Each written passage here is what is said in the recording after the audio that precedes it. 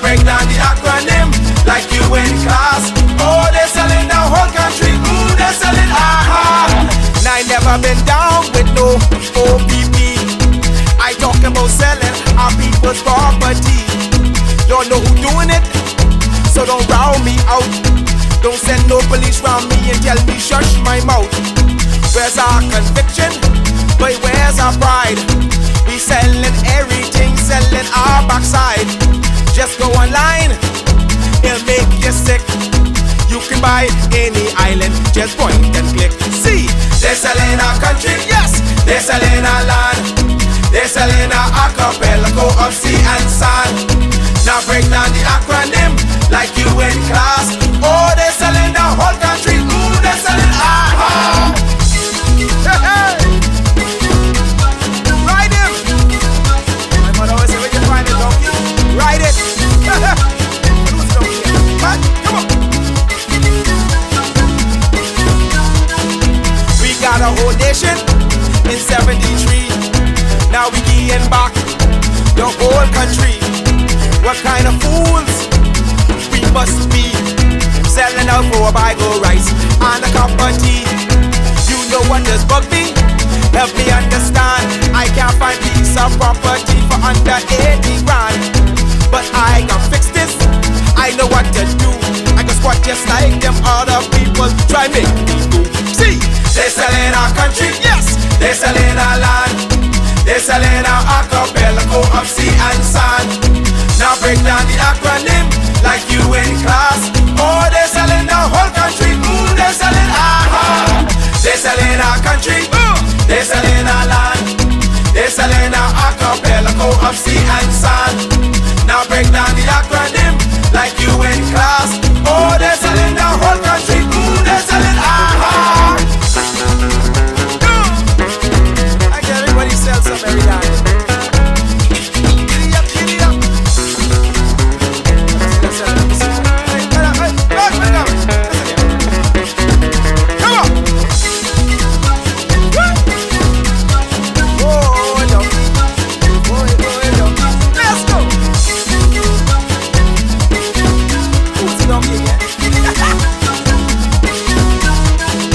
They're selling one island, yeah, they won't keep.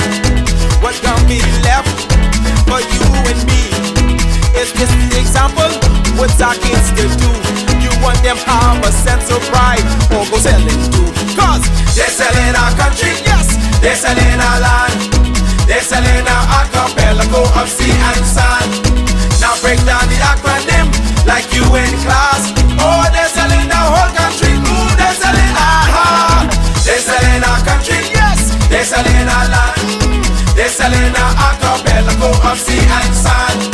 Now break down the acronym like you in class. Oh, they're selling our whole country. They're selling aha. They're selling our country, yes man. They're selling our land. They're selling our archipelago of sea and sand. Now break down the acronym like you in class. Oh, they're selling our whole country. They're selling aha. They're selling our country, yes, yes. They're selling our land. They're selling our archipelago of sea and sand. Now break down the acronym like you in class. Oh, they're selling the whole country. They're selling aha.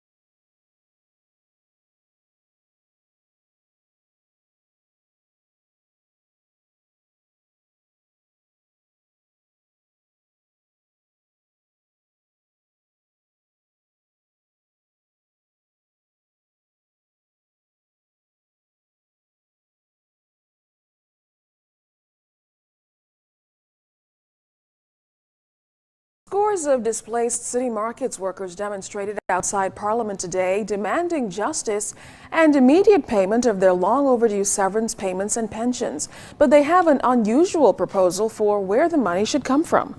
Yes, it's been 9 months now since their rocky relationship with City Markets ended, and now the workers say their patience has run out. Andrew Noakes joins us live with the latest on what the group is asking for. Andrew? Well, just days after irate former City Market workers rejected a $1.4 million offer from their old bosses, they staged a protest outside the House of Assembly today. They rejected the offer, saying they were expecting to get at least $4.2 million in benefits and invested funds. But now the weary workers are seeking government's intervention in the matter with this proposal.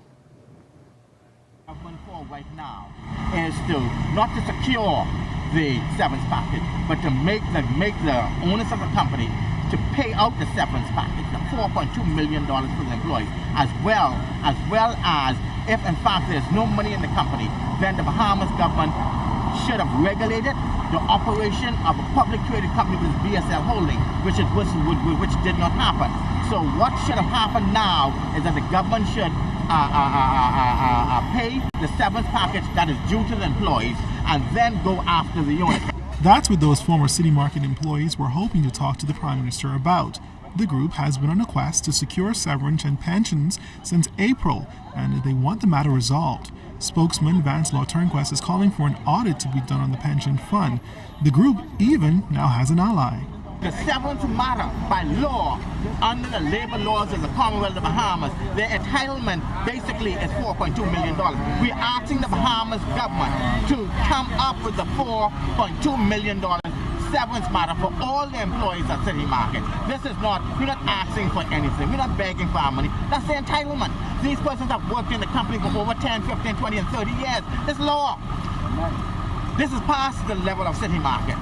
We're now fighting for the protection of all workers in this country, that this never ever happen in this country again. These people that are here behind me have been suffering for over a year. No food to put on the table for their children, no money to pay the bills, and it's time now for the government to step in. I am asking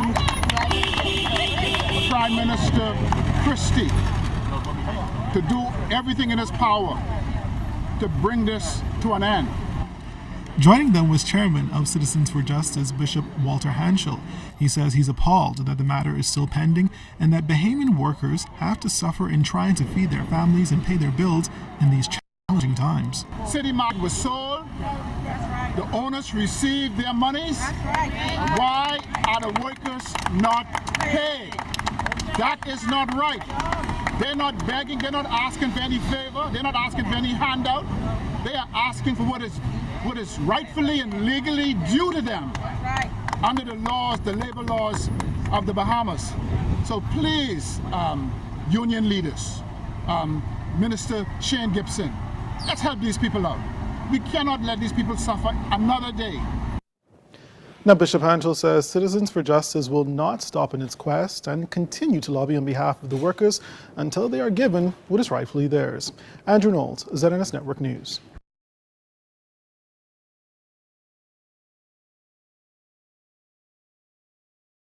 Former employees of City Market have been embroiled in a legal battle since the food store chain closed in 2012 in an attempt to secure millions in owed severance pay and pensions. But Representative Vance Law Turnquest is expressing relief that firefighters were able to save that building as former employees continue to fight for their money. Turnquest, who emphasized with firefighters hospitalized due to the blaze, says he is not aware of the extent of the damage to the building, but says weeks ago he wrote to the Office of the Attorney General about its maintenance and security. We have to now determine the way forward, and that building must be protected.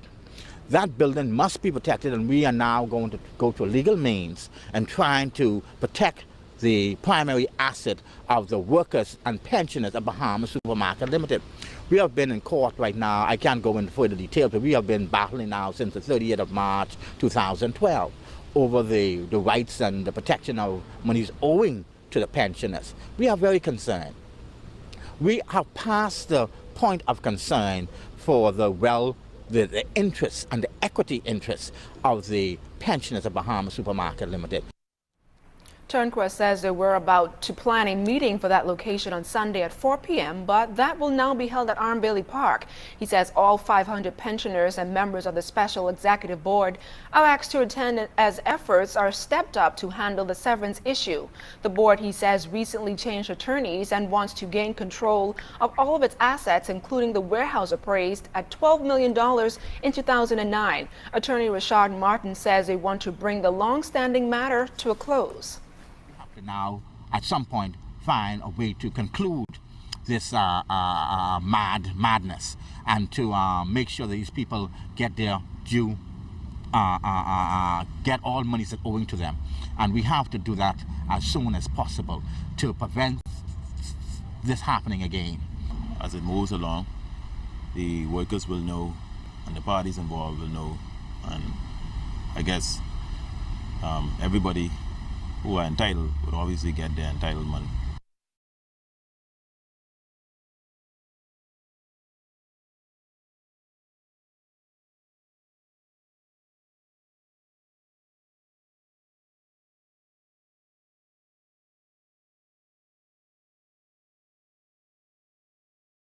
Market food store closures spread this. Finlayson, head of Trans Island Traders, which owns the food store, in the process of making a deal with another food store giant to take over the Ealing chain. Our Paige Ferguson reports.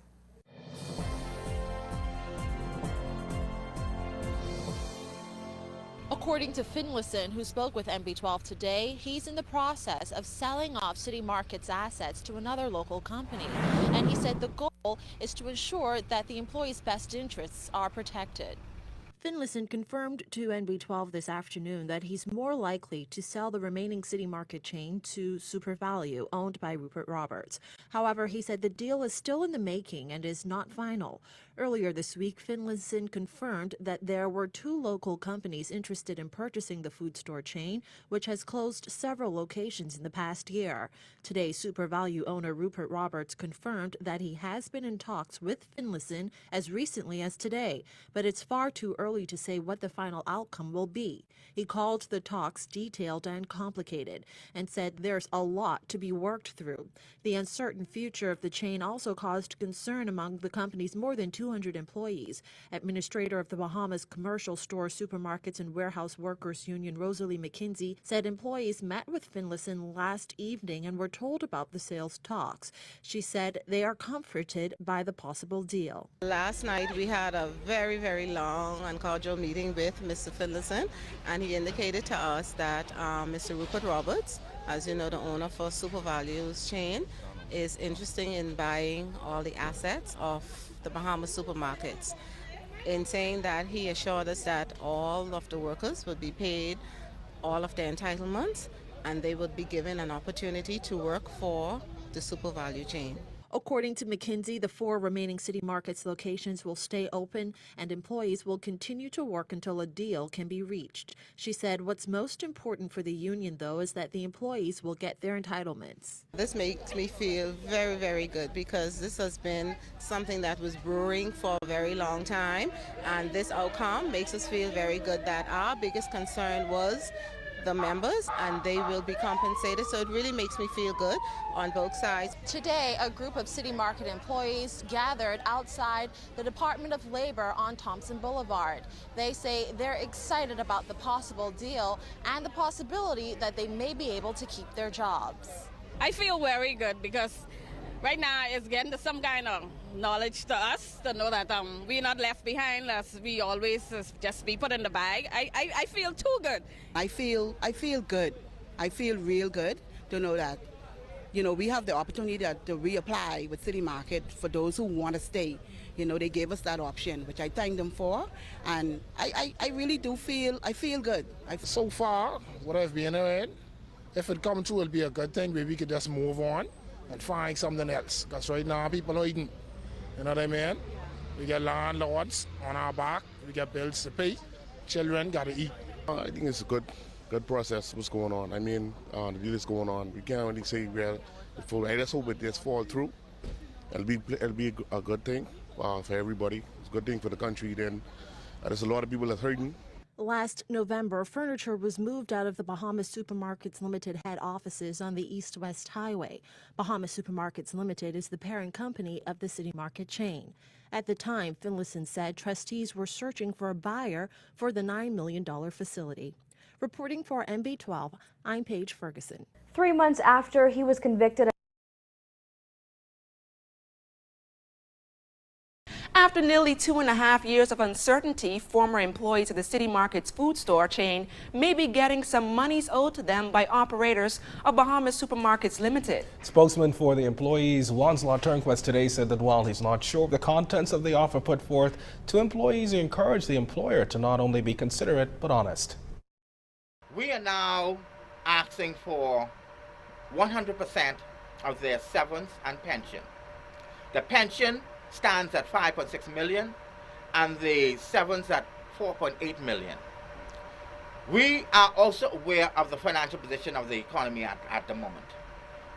We also are aware of the disrespect shown to the workers of Bahamas Supermarket Limited. But we also want you to be aware of the pain and suffrage, and also that the law must indicate the rights of the worker, and their due diligence should be sought.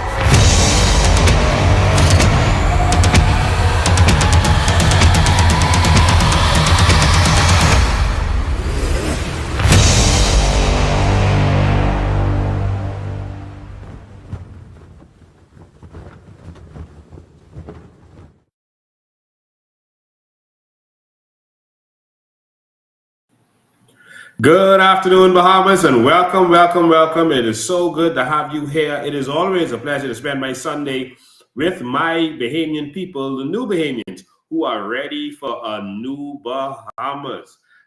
Ladies and gentlemen, just going to run a few tests. Okay, we see that we're having probably some lagging as it relates to the video image. You are ready for a new... Okay, sounds pretty good. We're just running some tests there. All right. If there's any technical issues, you know, you guys are my technical producers watching this, so please let me know that you can hear and everything is good. All right. So thank you for tuning in for wherever you're tuning in from. We shared the live link on, we're on Facebook, we're on Instagram, we're on LinkedIn, we're on YouTube. And so we share Facebook and YouTube link. So you can watch YouTube on your TV or your device, and you can watch it on Facebook on your device. All right. And so again, welcome. And we have a serious conversation to discuss today. A very serious conversation to discuss today. It's a couple of things. Before we get into City Market and those things that we direct you to, I just got a little house cleaning that we want to do. Just cover a few short things and then we'll get right to it. So thank you for joining from wherever you are, and please share, use your highlight followers to make sure to get the message out, because we know that they don't want this message to get out to the Bahamian people, but it's our duty to make sure that it gets out. All right. So ladies and gentlemen, before we get to talking about the City Market deal, because guess what? We found the money. I decided to run an investigation. I was getting some calls from City Market people, and I decided to do what I do best, and that's investigations. And we have found exactly where the City Market people money is. And we're going to tell you exactly where the money is, who has the money, and we're going to allow them to go after those funds. But the City Market money, the money from the robbery, we have located the money from that robbery of those persons. And so we'll reveal that here today to all of you to let you know exactly where we see that money is. But ladies and gentlemen, before we get there, there's a couple of things we want to touch on. The first thing we want to touch on,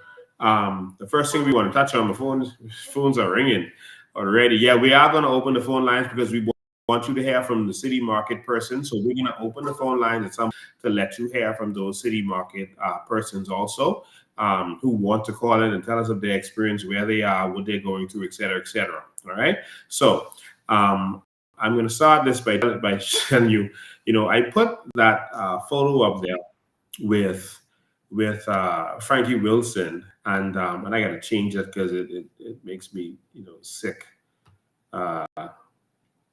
See these fellas continuing to rob this country like they're doing. It's me sick to the stomach. Let me change the background. But ladies and gentlemen, I put it up there because I wanted you to see what they posted. We didn't create this. This is not Photoshop. This is what they posted. So this is Frankie Wilson, and he's standing alongside Bernie Nottage. But this is Frankie Wilson, and you see what he posted here? This image that he posted here says, "For my grandchildren." This is who they are fighting for. This is what it is all about for them. They couldn't care less about you. PLPs and FNMs are working together. They have been working together since the 1960s in order to screw the Bahamian people. And so, well, the phone line isn't open yet. So if persons are trying to, if persons are trying to call in, it's not, phone lines aren't open yet. I'll let you know when the phone lines are open so we can get to that part of it. But I wanted to show you this image because, man, this has been going on, man. They've been raping and robbing all this time. And FNMs and PLPs have been working together to do so. I don't want you to think that when the FNM is in, they win. When the PLP is in, they win. No, they work together on this. And they are fighting for theirs. You see here? So just to show you, this is Frankie Williams' wife and Lynn Holler Wesco. All right? These people are working together. See here? They're working together. They are friends, partners, business partners. While you are suffering, they're working together, all of them, to win while you lose. They are not against each other. They are working together for their common goal and pretending that they are separate. They win while you lose. I want you to understand that. That is the greatest trick that has been played on us. And the same people have been controlling this country for a very long time. I'll leave that there as we go on. Now, anytime there's a situation where Bahamians are being wronged in this country, Bahamians lose. Anytime that Bahamians are being wronged, Bahamians lose. When any of the oligarchs, black or white, are involved, the Bahamians are going to suffer unless there's someone to fight for them. I fought a lot of battles against the oligarchs. I fought our homes when they were breaking down homes in the Linden Pill and Sage Pinewood, Nassau Village area and stopped them. They couldn't break down another home since. They broke down a church and 10 homes. And I fought against them and stopped them. Of course, after that, mysteriously, I was attacked. They told them to pull me off a radio show. I walked away from that. I had business going down. I started having my reputation attacked after that point, like crazy. I was vilified, but I stood up for those persons who were going to lose their homes. So if one person is still in their homes because of my action, we've won and I'm satisfied. I'm more than satisfied. I'm happy. And I would do it again. I fought for the Seahawker victims. And by the way, no one thought we could win against those powerful people because I was PLP and FNM. I fought for the Seahawker victims back in the day. And that was, again, persons politically connected. You had the Sea Hauler, which was owned by persons connected to the PLP, and you had the United Star that was owned by the Hannas, connected to the PLP and the Minister of Transport at the time, in terms of bloodline. And so that dragged on, and those people got no justice, and then we came on board and started fighting. So again, I had businesses that were attacked while I was fighting them. They felt I was making the government look bad, but in the end, we won for those people $1 million and their medical bills paid. All right, and so that was justice for me. If you don't have someone willing to sacrifice and lose it all, fight for the Bahamian people, because there will be losses. It's like the Bahamian people suffer. And I'm tired of living in a country where Bahamians are treated like dogs, and it doesn't matter if you're black Bahamians. Because Toby just found that out when trying to get Crown land on Paradise Island. And then a foreigner came in and wanted the same Crown land that he was already issued. They took it from him and gave it to the foreigner. And I told Toby, you're going to lose. Why do you think that? Because you're a Bahamian. There's no other sin that you committed other than being Bahamian while in the Bahamas. Luther experienced the same thing, and Luther, they wanted to do a project there. Disney wanted to do a project, and guess what? Disney won. And why did Luther lose? Because they are Bahamians. And their crime was being Bahamians while in the Bahamas. And so now we saw where taxi drivers were being assaulted and being treated badly on Bay Street, being treated rough, being arrested for no reason on Bay Street in the port area. And we had to go out there and fight for them. And the only reason they're being treated that way is because they're Bahamians. I am tired of Bahamians being treated like last class in our country. And some people say that we want power. No, we don't want power. We want a country that works, man. I saw someone on social media talking to someone who was saying that, we need to get rid of them in PLP. And the person's comment, the person is a known troll, political troll. They said, oh, you're waiting on $100,000 there. That's what they are calling. And the person just wants to see a Bahamas that works. A Bahamas where the prime minister and the MPs don't have to go away to get medical treatment. When they're responsible for giving us proper medical treatment, they're going away to get theirs. A Bahamas that works, man. A Bahamas where the water and sewage company, after putting out a press statement, about us, now they're saying, oh, the water problems are going to continue. They promising the electricity problems in Luther is going to be corrected by the end of September. They said that they have some problems locating parts and the lead time and this stuff. Listen, solar doesn't have parts, all right? Not engine parts, to be correct, all right? Solar will end your need to be finding all these parts. There's less comments with solar.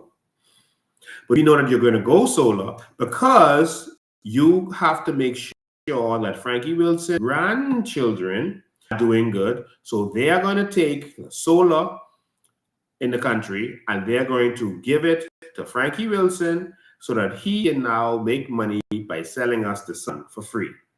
Instead of doing that so that we can move towards free electricity or dirt cheap electricity, they are going to give the solar generation Frankie Wilson so he can leave a legacy for his grandchildren. And they're going to do solar on the Family Islands for the same purpose. All right? But not to benefit you. So I just wanted to say that when these people win, we lose. I'll leave that there. I'm going to come back to that in a minute because we got the document to show you. Like we said, we found the money. And it was right there in front of everyone's face, anyone who wanted to see it. But we got to expose some people today. So in the meantime, I want to tag the following people. Then we'll come back to that. Please tag Tiger Wilson. Not Tiger Wilson, Tiger Finlayson. Markson, we saw him making comments on social media the other day. Tag Dion Foulkes. Tag Dion Foulkes. Tag Kwasi Thompson, present member of parliament. Tag Munroe, present member of parliament. These are names that came up as we were doing our investigation, and we're going to let you know who is who and what is what. Tag all of the names that I just called. Hope I didn't miss any. Tag them. Munroe, Kwasi Thompson, both present MPs, one in cabinet right now. Dion Foulkes, former MP. As Dion Foulkes, we need Tiger Finlayson and we need Mark Finlayson. All right, tag them and we'll be back. Ladies and gentlemen, two things I want to touch on quickly before we get to that. One is with the Olympics. We saw some Olympic athletes going back and forth with each other, and we think that that is unfortunate. I want to say that we stand with the Olympic athletes. We want Stephen Gardner, Miss Miller Weebo, Shanae. We stand with you. We appreciate your sacrifice and what you put in to become and to represent your country. We stand with you. You know, there's a lot of things put out there about, oh, if, you know, they're taking the people's money and then they didn't do what they're supposed to do, et cetera, et cetera. As far as I know, Stephen Gardner was not in the Bahamas. He was not flown from the Bahamas to France. I think, where was he? Botswana? Where was he? He was in another country. I'm sorry, I got the name wrong. He was in another country and he flew from there where they were doing training. And the government did not pay for it, as far as I am aware. And I also believe that the government did not pay for Shawnee Miller-Weebo. Now, whether they paid for them or didn't pay for them, it doesn't matter. If an athlete wants to try, I've seen athletes try. I've seen Isaiah from the Detroit Pistons play on a almost broken ankle, on a sprained ankle. I've seen Jackie Johnny-Kersee run with asthma. Now, when she got to the track, her asthma might have gotten so bad that she might have realized, oh, I wanted to make it. I really wanted to do this, but I can't do it. Why are people questioning the integrity of persons that made our country look good? Why are they questioning the integrity of persons that sacrificed from their parents' days?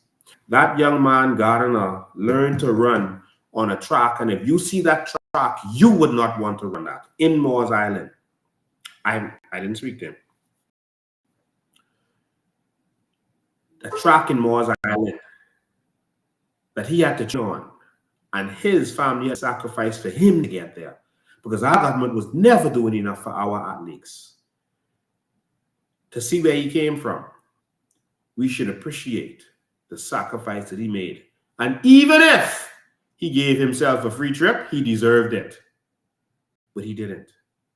An athlete has a choice to come and give it a try. Even if they pull up on the blocks, even if they pull up in the middle of the race, even if they have to dive across the finish line, like Miss Miller Weebo did as her legs gave up, and she gave it her last.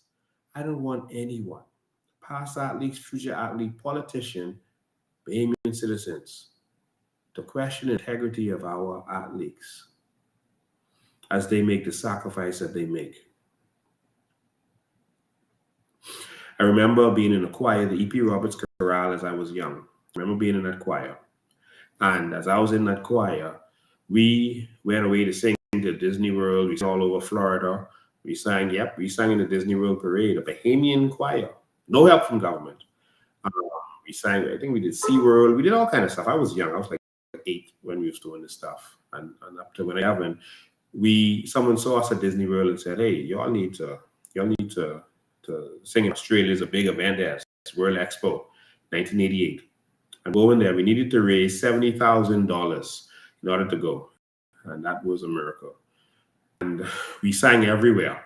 We sang everywhere in this country. The story is in my book, Identity Crisis. Please go and read it. We sang everywhere, and we actually raised more than that. We raised $90,000. And then I'm told after that, we were given another probably $10,000. So we ended up with $100,000. And that's what we raised as little kids. And the government wasn't doing nothing. I'll never forget the U.S. ambassador at the time gave all of us indefinite visas, and they helped us. They helped us raise funds. They helped us bring the U.S. I think it was Carol Ball Harlett, and she helped us raise the funds. I'll never forget that. So I may be named wrong. I was 10, 11 years old at the time. But she did everything she could. And our government at the time did not care about us. I want to say to all of you listening to this, there's no greater investment, PR-wise, than an athlete wearing your name on his jersey. Companies pay hundreds of billions of dollars to athletes to wear. Nike pays hundreds of millions of dollars yearly to Michael Jordan just to put a logo that looks similar and to use the Jordan name on their Nike shoes. No, Jordan doesn't own Jordans. Nike owns that. They pay him just to use that insignia. They pay athletes. We get to invest in our athletes, invest in them, and have their name broadcast around the world and our name broadcast around the world. There's no greater thing than that. Under Michael Pintard, who was the worst minister of sports in Bahamian history, our sports crumbled. It crumbled. And I'm not attacking him. I'm saying the reality because we paid him for this, y'all. We paid him. And so this is not an attack. This is a critique of someone who worked for us. We paid him up, and he did a horrible job. Athletes were begging for funds to go and travel and represent us. Even under this administration, remember, early in this administration, the bodybuilders wanted to go away, argue with the government to get some money, and the government said, you know what, I give you all half of what y'all need. Come on, man. We need a country that's going to look out for our Bahamians. All right? And so, to our athletes that just went through that, listen, y'all don't fight each other. First thing. Secondly, to all of our athletes, we support you. And if the Bahamian people chooses, there will be a new generation of leaders who will see the value of the cultural identity for our young people and invest heavily in it, sports identity for our people and invest heavily in it. We are going to invest heavily from primary school in our athletes. Last thing I'm going to say before I move on. The Jamaican athletes are trained in Jamaica. The American athletes are trained in America. The Bahamian athletes are trained in America. St. Lucia, the girl just won. Where was she trained? In America. And they always make note of that. They say, okay, she goes to the University of so-and-so.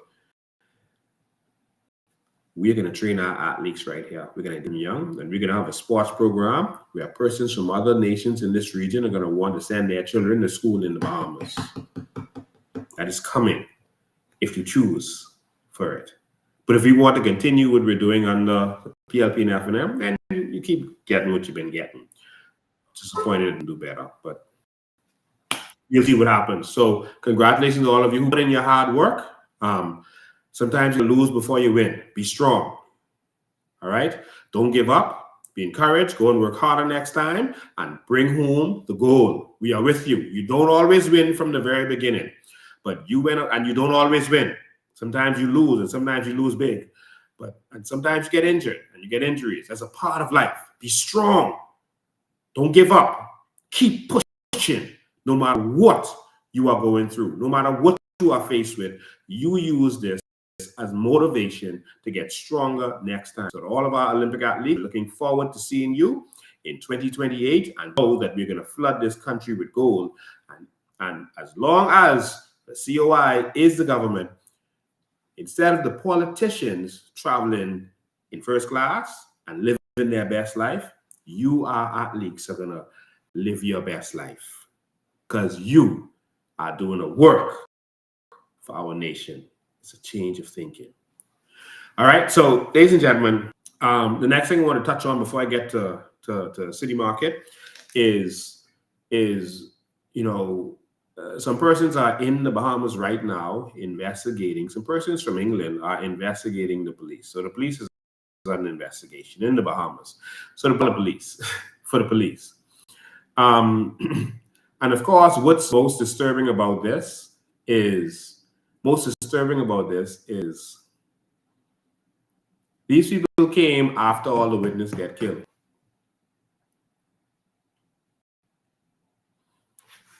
After the witnesses got killed, they bring in these foreigners.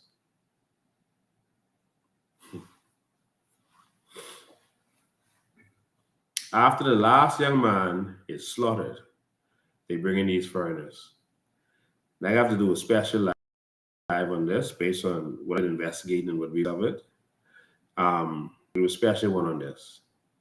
But we just want I want every Bahamian to know that right now, as it stands,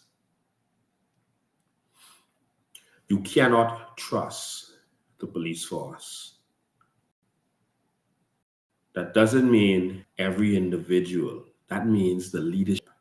The leadership of the police force is compromised. The entire country is witnessing this. I did a video before the last election where and people criticized me for it. I did a video where I told people that I have a serious problem with the deals that is being made with criminals, country that Brave is making with criminals. And I knew what I was talking about. Now you're starting to see it come to pass. I told you all what was going to happen should the PLP get in. All of this stuff is coming to pass right before your very eyes. Everything I say comes to pass. Now I have to do a special live just to focus on this so you see what is really going on. But the leadership of our police force is compromised and they need to step down.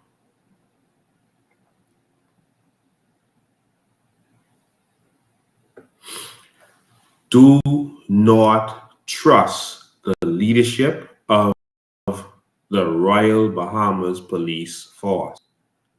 They are doing the dirty work of this of this administration. Do not give them access to your cameras in your homes.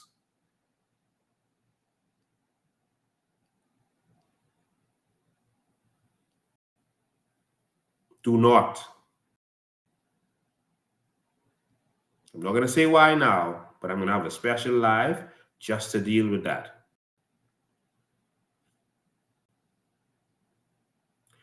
When you see persons being clearly assassinated,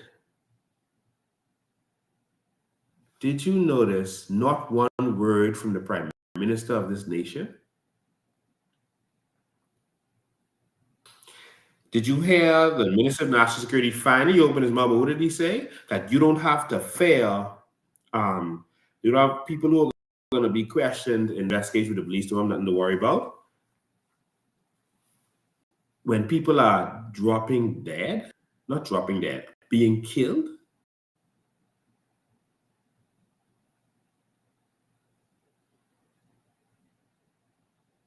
there was a man who was shot at the courts. He's still in the hospital. Who wanted him shot?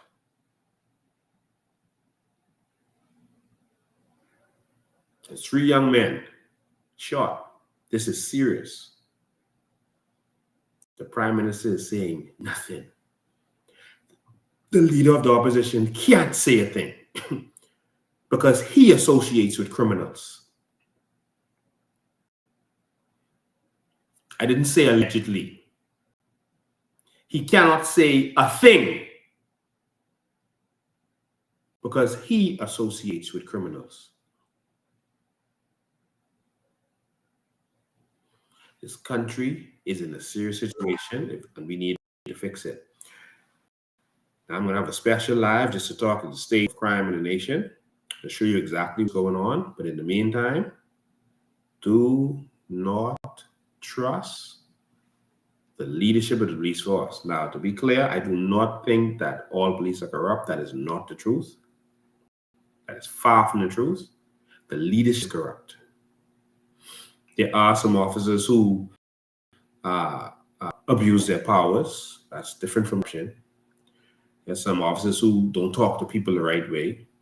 But there are a lot of officers who are very professional and who treat people well. All aren't bad, but of course, you shouldn't have none bad. And we don't have a situation where they can be investigated properly because they have the police investigating the police. And now they put SIB investigation and they bring in these English people. Yeah, just coming to see you all. Come in, man. Yeah, we can show you. Look at the file. Okay, you see it? Okay, good. Okay, go home. All right. You have the SIB investigating. SIB. Who does the work of the politicians? So every time you see us having a rally, SIB is sent there. Take a note of who is there. And for the politicians, take a note of who is there. See what's going on. When we had our convention, SIB was standing up in the back. They wanted to be inside while we were doing the voting, and we had to tell them no. That's SIB. That's who doing the investigation. The ones who do the work of the politicians. Now, don't fall for that, yeah? Don't fall for that. The fact that BJ and Michael Johnson were not arrested and questioned yet, what kind of investigation is this? What kind of nonsense is this? There have been recordings of persons where there were immediate arrests. Their voice note going around, the police go and lock up the person, charge him before the court. They ain't bring in no English and have all these months and months going on and bring in the British and Scotland Yard and whatever. No. We have the voice note. You've not questioned the man.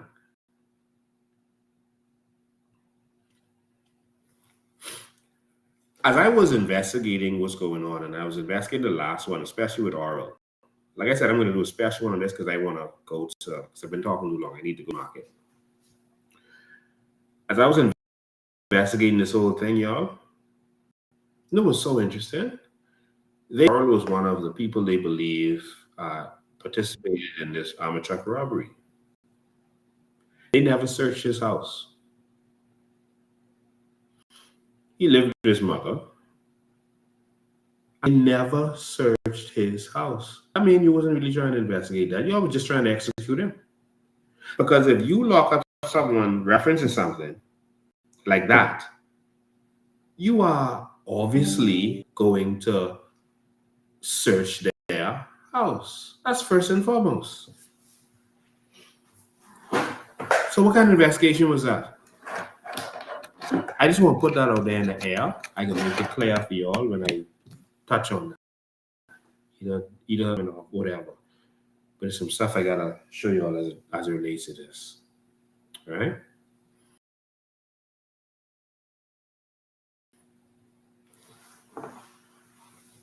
All right, we're trying to get. All right. So that's the end of that. Listen, our police force is compromised because of the leadership, not because of the good men and women who do their job, the good job every day, because of the leadership. All right? Good. Now let's segue on to city markets and what's been going on there. And then I'm going to open so stay with me today. It's a real show and we need your participation in this. City markets.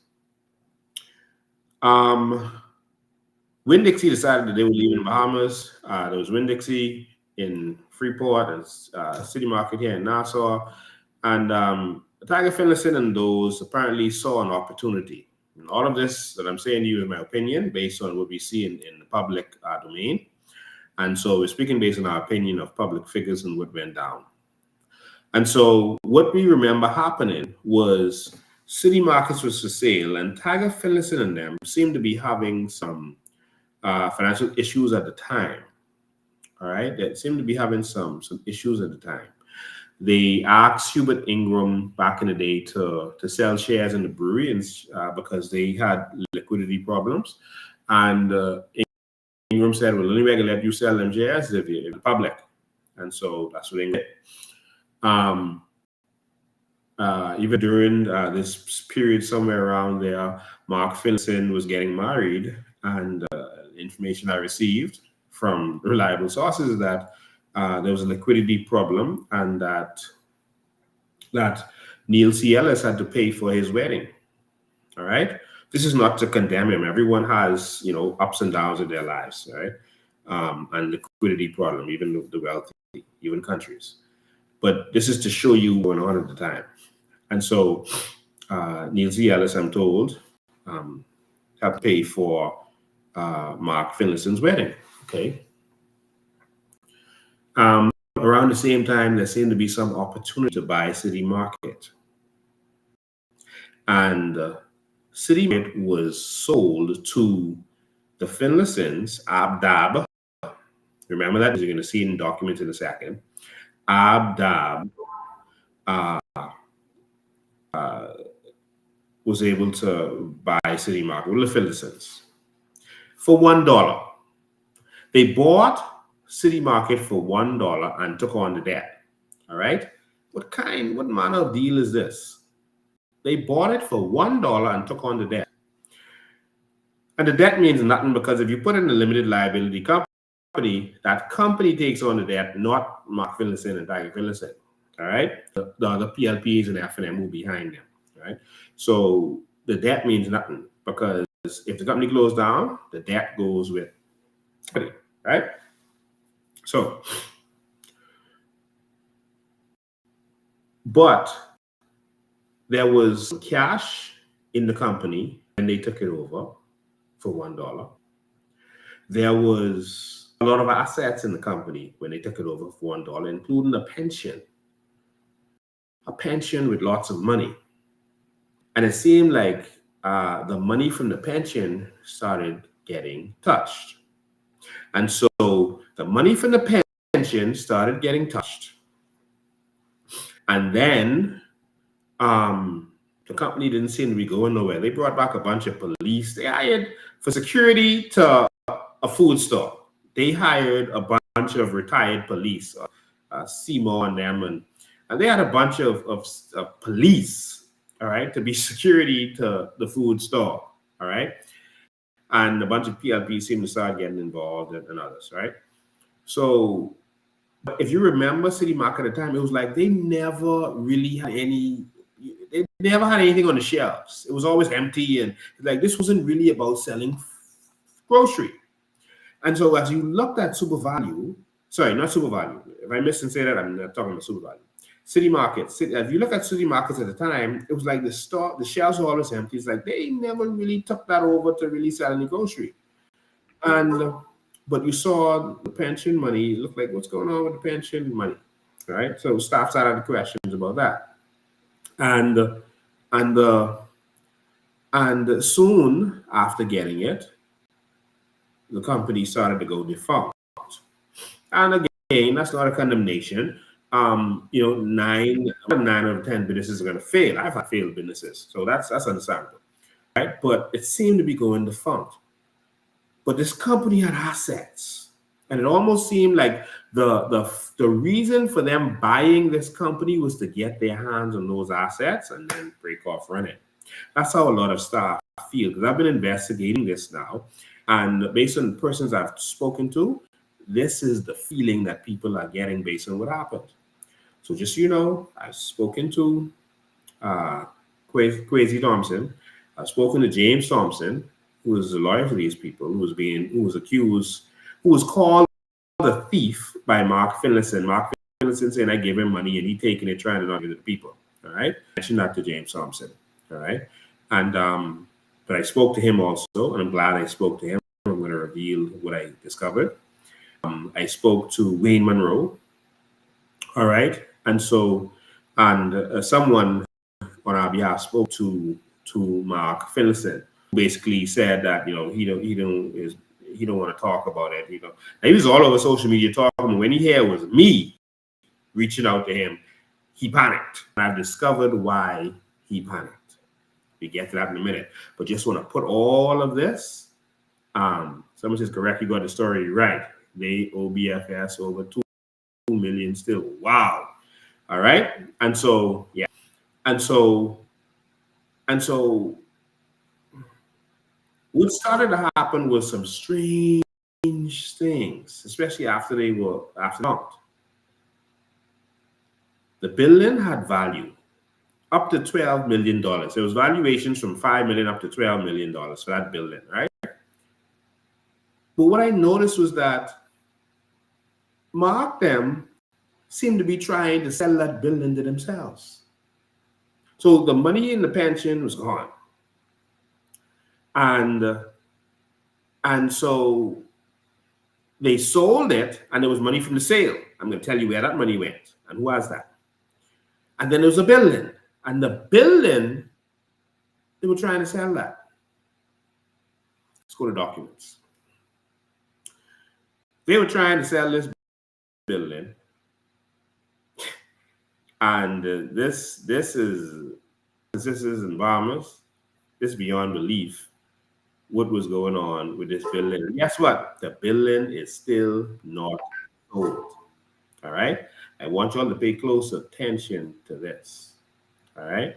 The building is still not sold. Still not sold. I'm going to show you the building. I'm going to show you the money. Who got the money? Let's go to the building. All right. This is the lawsuit. All right. This is the court, the lawsuit. All right.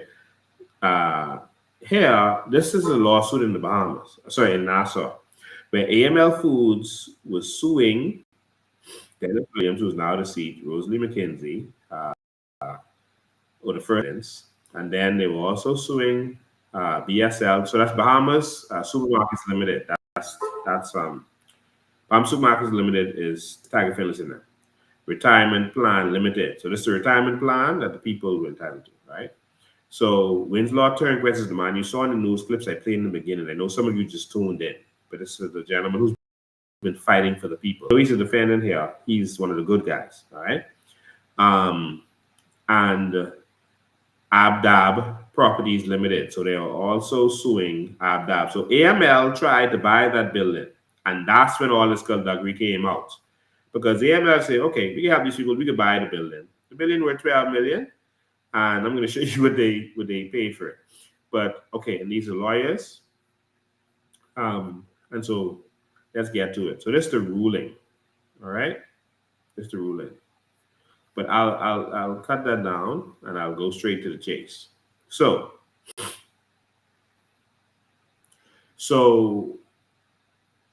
here at number 15, well, anyway, at number 14, you can see where the Dennis Williams and the other trustee, the present trustee, they sold this building to AML for $3 million. Now the building up to $12 million, but AML was getting a deal because I guess they just needed to get this money quick. All right, and they paid a deposit of $150,000. All right, so you all stay with me on this. It's $3 million the building was sold for. Next, they did a deed. All right, they did a convince, and then you can see where the money is $2.4 million was received. $2.4 million was received for the sale of this building, which was acknowledged. So $2.4 million already there for the people. All right. So $3 million. Sorry, I don't know. Consideration of $2 million receipt of which is acknowledged. So it's, I guess it's 150 plus that. But anyway, it was $3 million. So either it's $3 million or 150 plus here. So I'll leave it at $3 million because that's what the agreement was for. So money is already there. So this money was paid for this building, but then there was a problem. Who owned the building, right? So this was AML suing them to get this money back or get the building.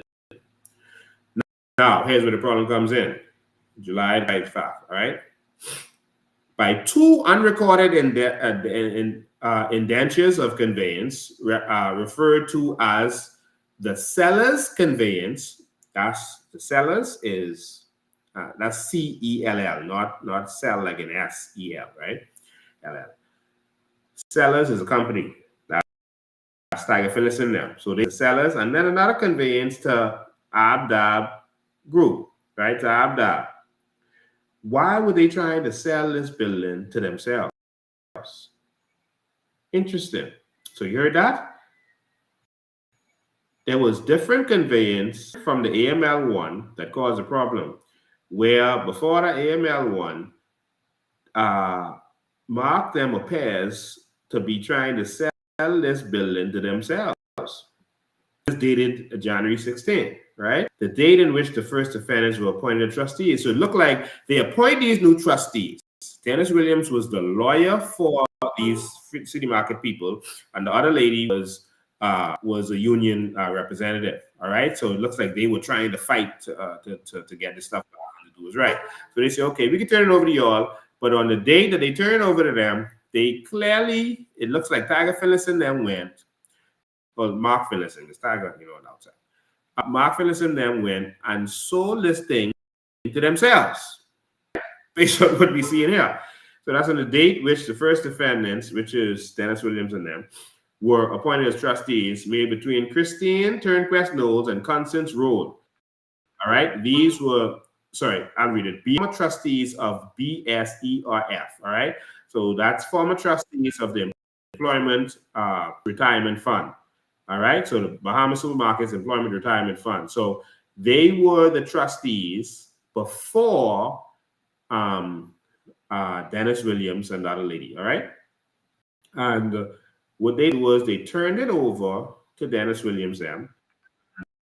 Then, but at the same day, they look like they tried to sell the building, and respectively, Sellers Property Holdings Limited and Abdab Properties. The former trustees reported to deal with the property. All right. So here, by a consent order dated 16th of June 2017, right, in which the first defendants were the plaintiff and Sellers Property Holdings Limited and Abdab Properties were the defendants. So in other words, Dennis and them sued Abdab, which is Mark Finlayson, Tiger Finlayson, them, and the Sellers people. They sued them in the Supreme Court of the Bahamas and ordered the sellers and the Abdab conveyance, two conveyance now, for the same property, to be both set aside, declared to be null and void, and to be destroyed. All right? And that is because, I can't read the whole document, that is because they had no right to sell that because they were no longer the trustees at that point, and they should not have been dealing with it.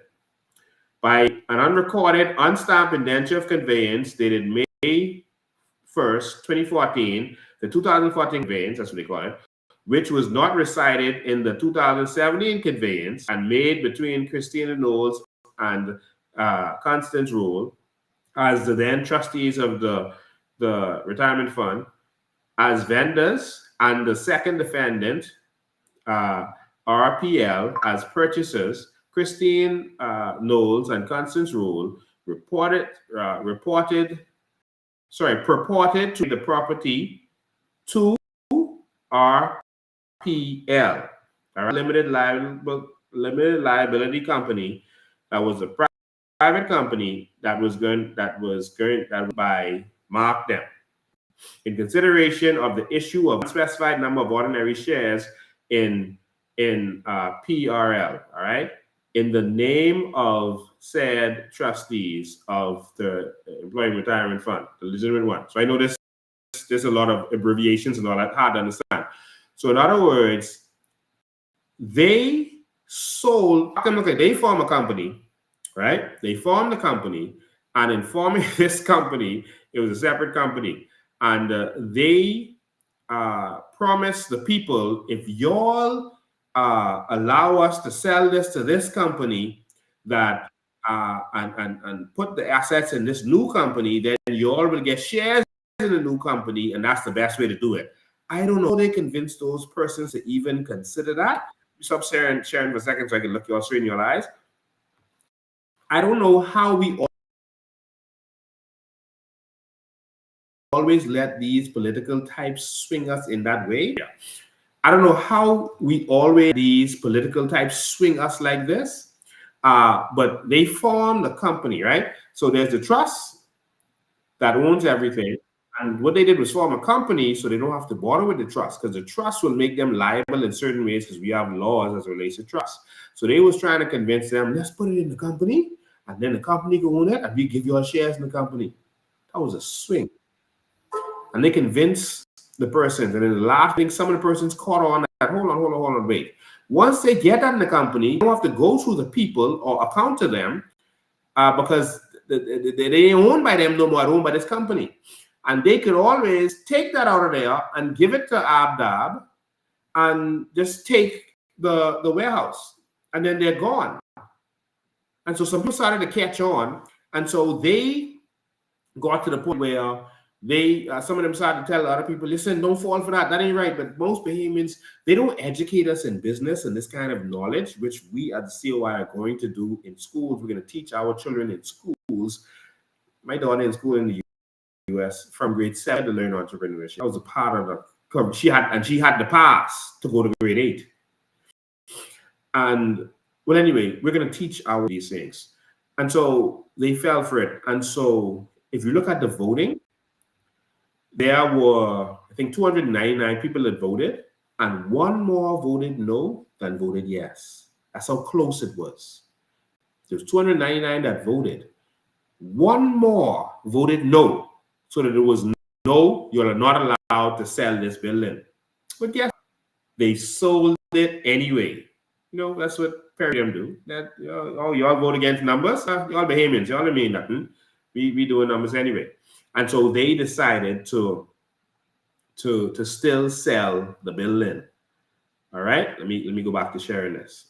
They decided to still sell the building, even though the people told them, no, y'all ain't selling this. Sorry, y'all ain't selling this building to this new company. They still did it anyway without the permission of the people. So this court judgment is telling them, no, y'all ain't had no right to sell it because the people say no.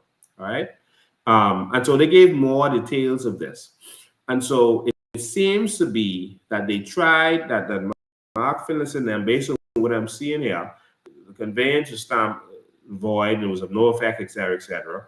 And if you look at all of this document, you can see where it seems like Mark them was trying to transfer this property to straight through, and they were selling this.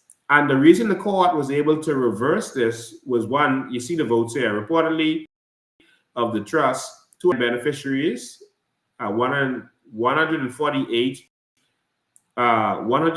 voted to the scheme, and 151, that's 3 people, sorry about that, voted to remain with the trust so that the votes was not carried. All right? And despite that fact, they still sold the building. All right?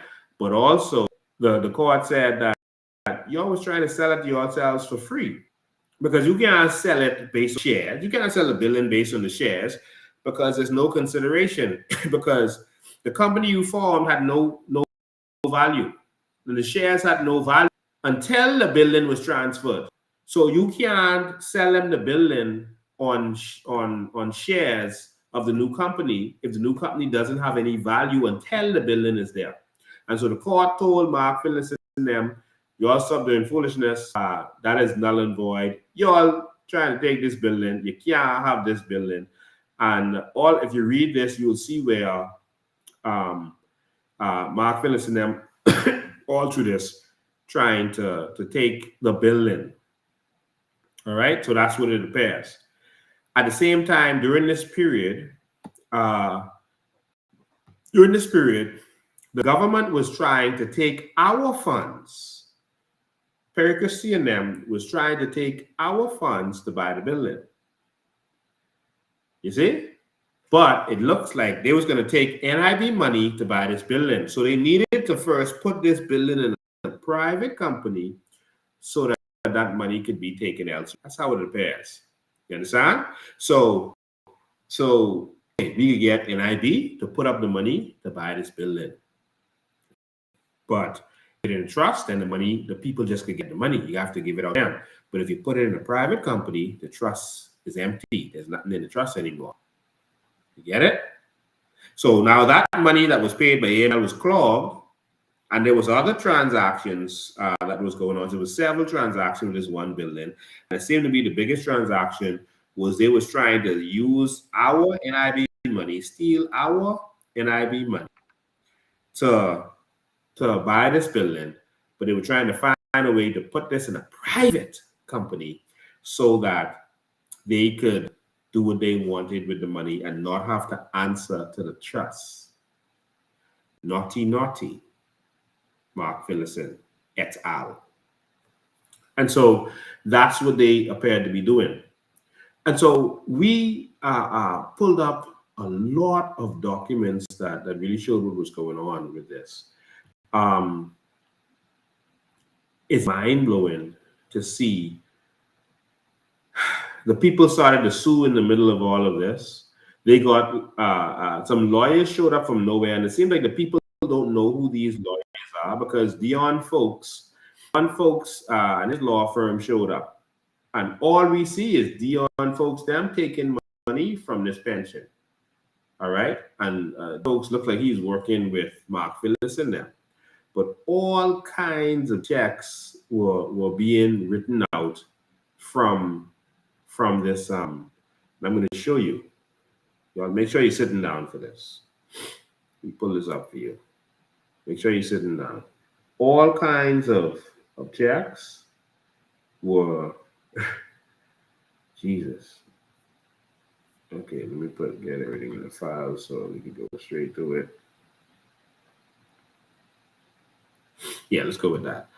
I'm gonna pull this up on the screen for you so you can see it. All kinds of checks were written from whatever money was already in the pension, and money was being siphoned from that pension like crazy. I'm going to pull it up to you right now. So we like to talk with docs. All kind of money was being siphoned. So I saw the stuff that Mark Finlayson was saying on social media.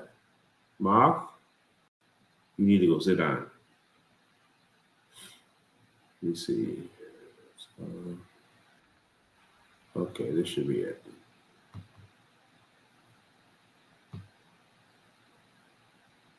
Okay, yeah. So we pull up this document here. So this is a court document where they were discussing what was happening. All right. So one, they said that the person who did the auditing wasn't even an accountant. All right, that was one of the problems. I can't read all of this. And then it says after 4 years of fighting for information, including bank records regarding the trust. Let me make this bigger for y'all. Regarding the trust, the plaintiffs were finally able to obtain records from First Caribbean, CIBC Bank in January of 2016 after the defendants were forced by the court to do so. So Tiger was forced. The defendants was forced to give records, all right, to do so. Court documents and correspondence will show that the plaintiffs have time and time after time requested these documents, including banking records, but the defendants have in the records to avoid the negative details found in the First Caribbean account. A copy of the relevant bank records for 2013, 12, 11 to 6 are now produced and shown to be marked exhibits 1, 2, 3, and etc. It is sad to see the irresponsible and negligent behavior displayed by the defendants as trustees.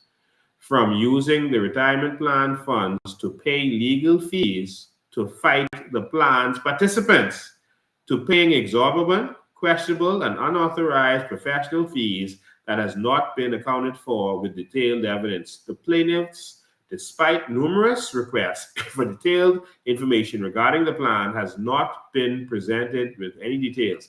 The following are some highly questionable payments which will be presented for questioning by the proper authorities. All right. So in other words, them took out money from the pension plan to fight the people, to pay legal fees to fight the people. That's crazy. So look at some of these, and we have to check. There's Dion Foulkes coming in now. So Mark Finlayson, the PLP, them seem to have been working, and I guess when I open the lines, Mark would call me and tell me who Dion was working for, because I don't understand this. Because Dion, them seem to be working for Mark Finlayson, and that's what this is saying. So you take in money to pay folks to fight the people, and why you go on to F&M lawyer? Why? Because all y'all work together. Remember Dion and Tommy, they work together. Tommy works close with PLPs, with Frankie Wilson and all of that. So just putting that in perspective for you. So payment of is bigger for you, so you can see it good. $100,000 to Foulkes and Co. for retainer. Y'all ladies, what kind of retainer that is? $100,000 to Foulkes and Co. for retainer. That's what they take out the pension money. Just so retainer, that's like we can just hold on them. We can bill you all as we go. But instead of billing them as they go for more money, so they're holding on the retainer, and these other checks here should have come out of that, and then you come back when that run out, because that's a retainer. But look what they did. $100,000 for retainer. Next, $25,000. $25,050. So I know what the 50 was for. Like they couldn't just do $25,000. I don't know. They just had to get a real sense. $25,050 Foulkes and Co. for retainer for a London QC meeting. So you had to meet with some London QC, but then you already had a retainer. So you had two different retainers. That doesn't make sense.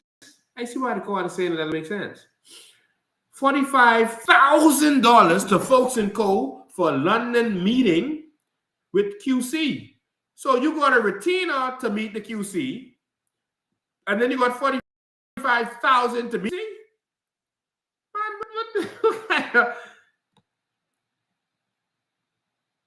Now remember, money was already in the fund, and there was sale of assets that would have gone to this. And so it looked like they're trying to find some way to suck it out. $15,000 to Foulkes and Co. for extended London meeting. Wow. So in other words, the meeting went too long. And so we want another $15,000. So first we did a retainer, then $100,000. Then we did a $25,000 retainer for this London meeting, even though we already had a retainer.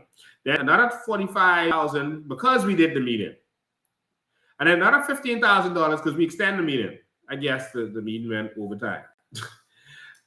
And then $35,000 for Foulkes and Co. for extended conveyance expenses. So I guess this is the conveyance where they was trying to take the property, right? $35,000 to Foulkes and Co. for no reason at all. Another $15,000 for no reason at all. It says no reason provided. All right, I'm saying no reason at all. $20,000 to Foulkes and Co. for no reason at all.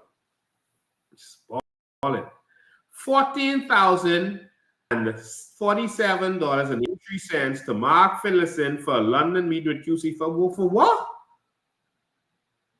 So hold on. Mark paid himself with Dion Foulkes to go meet the QC in London to fight y'all, and he paid himself $14,000. Anyway, Philip Campbell decides he won a van, so they did a check for $20,000 to buy a van to fill up camp. He's the other trust Mark Finlayson at the time. So they buy in cars and trips. $7,000 to Barry Newman for consultancy. Jesus. 5 payments totaling $37,527 to John S. Bain for audit and forensic fees. Wow. And then a payment of $13,675 to John S. Bain for consultancy. Jesus. This is just some of it. Some. Some more here. So on top of another $13,225 to John S. Bain for consultancy again. Jesus. Well, he must have got some Jesus type wisdom to be consulted. Payment of $20,000 to Wellington Woods Associates for architectural fee. What? What y'all billing after y'all enclose? $10,000 to Wellington Woods and Associates for architectural fee. That's $30,000. Payment of $6,000 to Bahamas Realty for EWH appraisal fees. Questionable payments were made, which we exposed. Jesus. And so you see here where they talk about the transfer of property and all the other skullduggery that went on here. I can't go into all the time because I want to hear from the people who are actually involved in this. So I can't go into reading all these details. I think we these documents are public to who wants to see them. So these are some of the checks. So you know that we have the actual checks. These are some of the $100,000 check. Just in case no one has ever seen a $100,000 check. Here's a $100,000 check, the 5th of December 2012, to Foulkes and Co. $100,000. That's the check, right? So, yeah. And so there's more to it, but I'll leave that there. Now,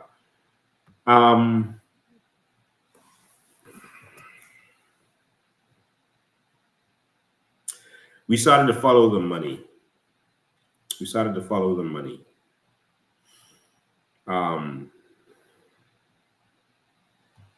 Sad situation. We started to follow the money. We started to figure out where all this money gone. Who was holding on that first $2+ million? Who was holding on the other $1 million after the sale of what do you call it? After the sale to Super Value. We're trying to figure out who was holding on to what, and we really needed to know what was going on. All right.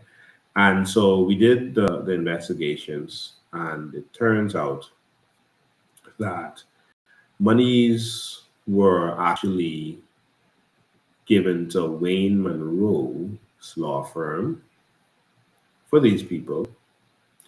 And the court actually, told them to, listen, we're going to need you all to account for this. So we could get to the bottom of this, and we need those people to get their money. There was an order that the people should get their money.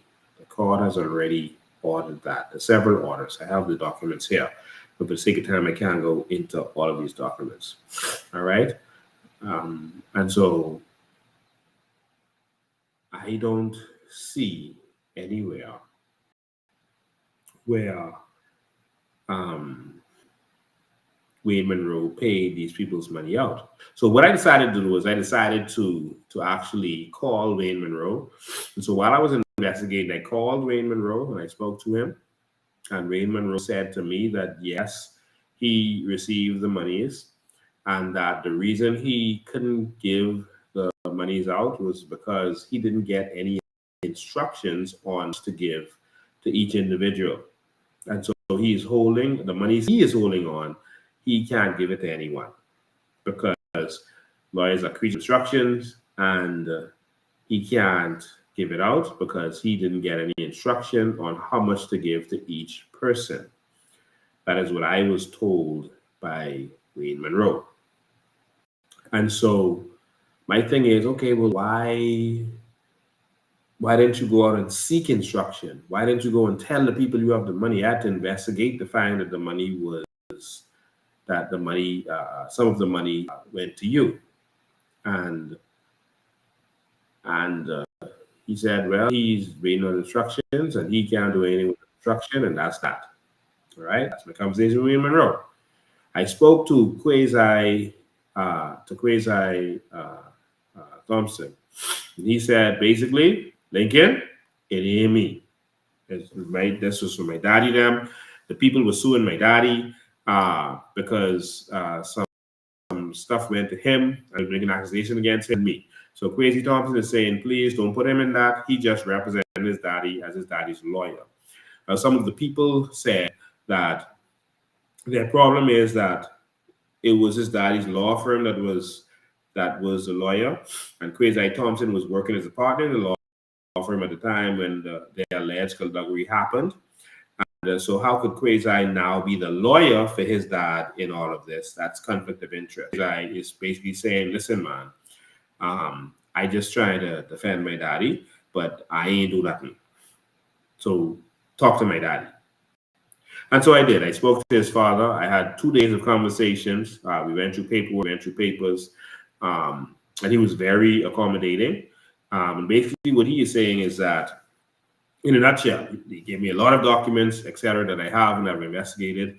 And basically what he's saying in a nutshell is that the case that he filed was for the non-union persons, all right, the persons who are not a part of the union.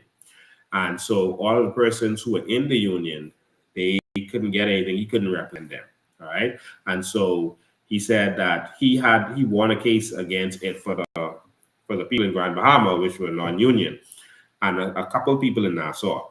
And he said that he won a case and they charged, what's his name? They charged Mark Finlayson with contempt of court because they asked him to pay and he didn't pay. And they charged him with contempt of court. And to settle that, to stop him from going to jail, Mark Finlayson's father was told to pay, to give shares in a building that they own, which is the building Trinity on West Bay Street, right next to Rubis. If you know where the Rubis is, right on the corner of St. Albans Drive, that building right there. And he's saying that he took that building over and that from that building, he is paying persons their annuity. Now remember, the pension is an annuity, which means you get money every month. Well, before I get there, so he's saying that that's what he got for cost in that trial. He was owed almost $1 million in costs. I have the documents, and that there were some persons who were in that lawsuit who were owed money, and so were owed annuities, and so he was paying them annuity. Now he's saying that he's paying them off and he's using the other rest of the rent money to cover his costs. And some people have a problem with that because they're saying it's only about 2 or 3 people that he's paying out. And he's making it sound like he's paying off a bunch of people. I asked him about that, about the number of people, how much people you're paying. And he said, oh, these people want to be kept secret. So in other words, he wasn't saying the number. So it looks like he was being shady with that, although he seemed to be upfront with a lot of other things. And so it seemed like that Trinity building, that the vast majority what's coming from that is going to him. Now, he also showed me documents, an affidavit from a contractor to say that the building needed some work. So he had to spend some money on it. And that he eventually even had to change the roof.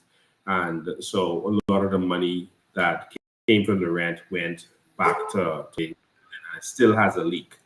And then the building is an old building. And so that's where he is with that. And so Mark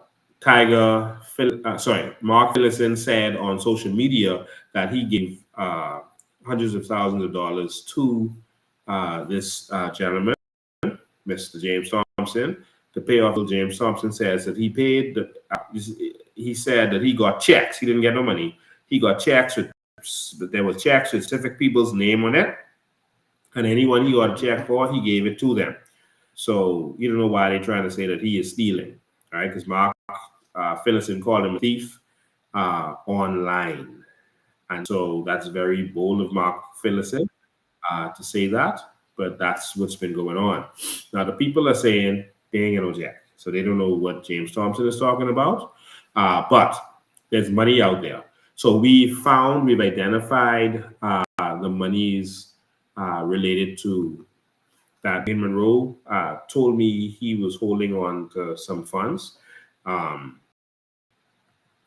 If that is no longer the case, then he can just say so. And again, I have documents for what I'm saying. All right. So he said that he's holding on to some. No, I don't have any documents to show that he's holding on to nothing, but I mean the other stuff. But he told me he's holding on to it and he needs instructions. So that's problem solved. Munroe is holding on to probably about $3 million, between $2.5 to $3 million. The people are owed, we heard, about $5 million or so. And so that's half of the money right there. All right. There was other monies related to the building. There was other previous sales where money is sitting there in limbo. Where'd this money go? There was other money. So it seems like the money to pay everyone is there. But the problem is the people who have it is holding on to it. That's the problem. All right. So I didn't want to go any further into that. I didn't want to go into any further into that right now, because I wanted to hear from some of the people that relate to this.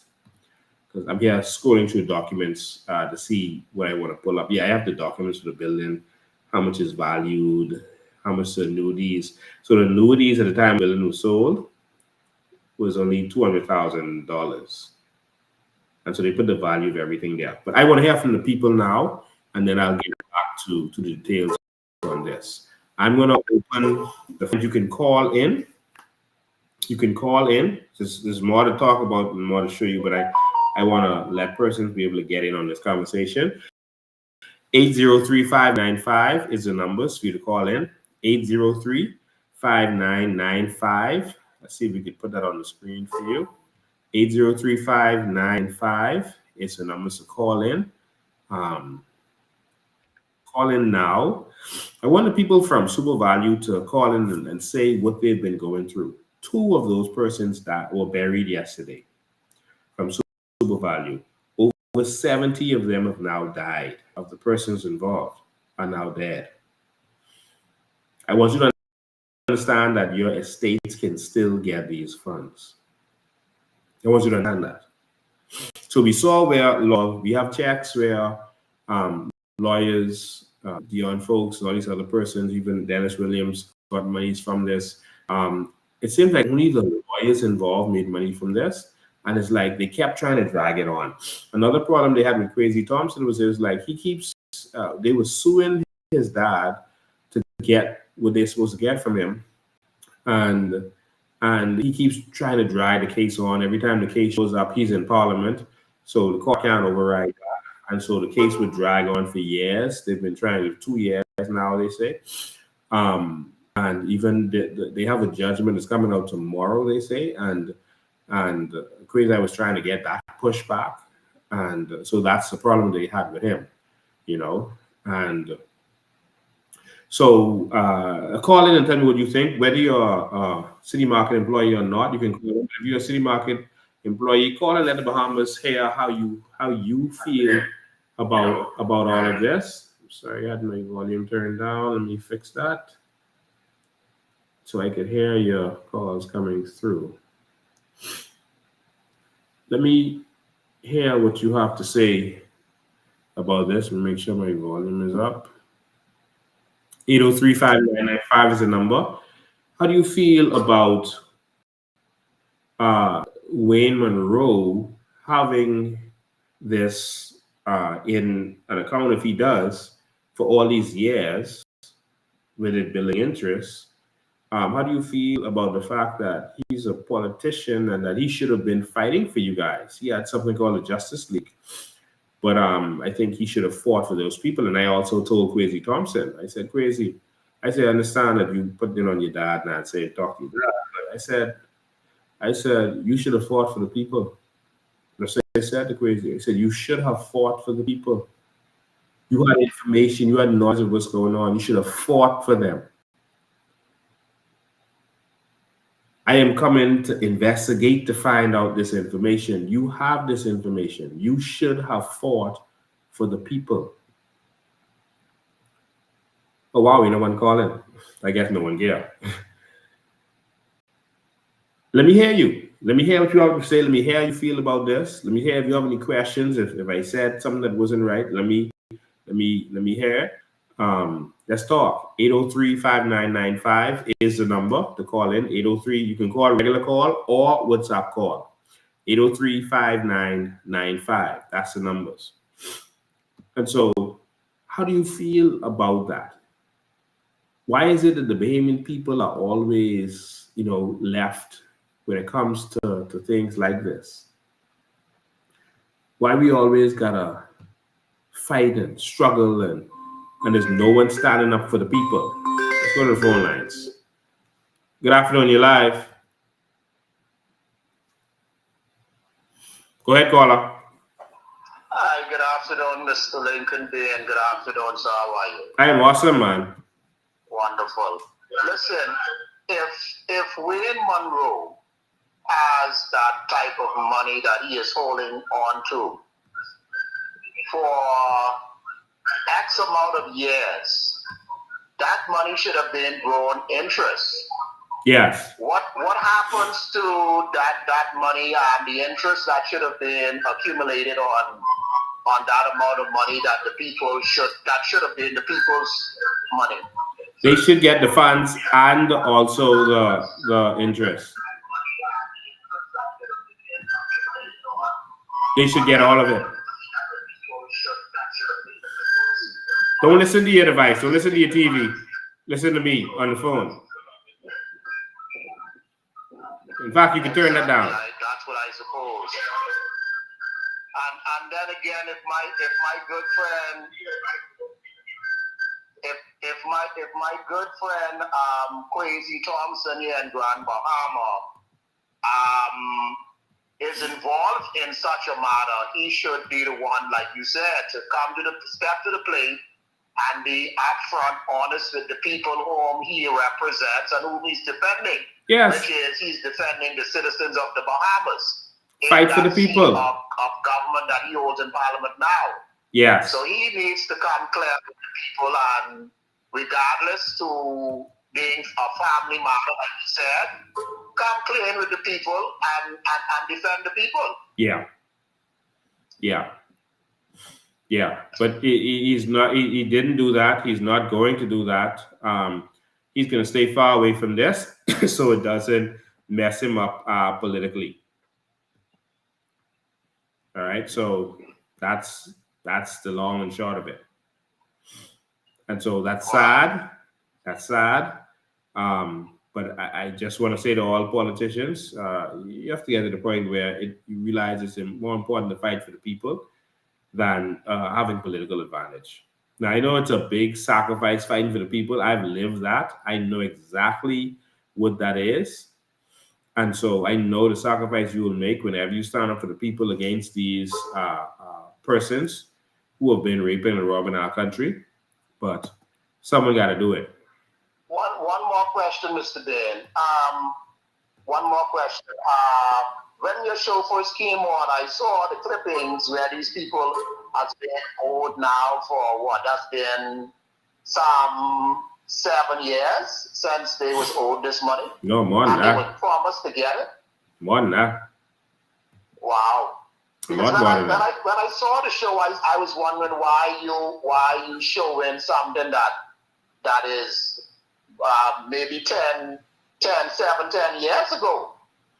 Yeah. And government after government came publicly saying that these people would have gotten this money.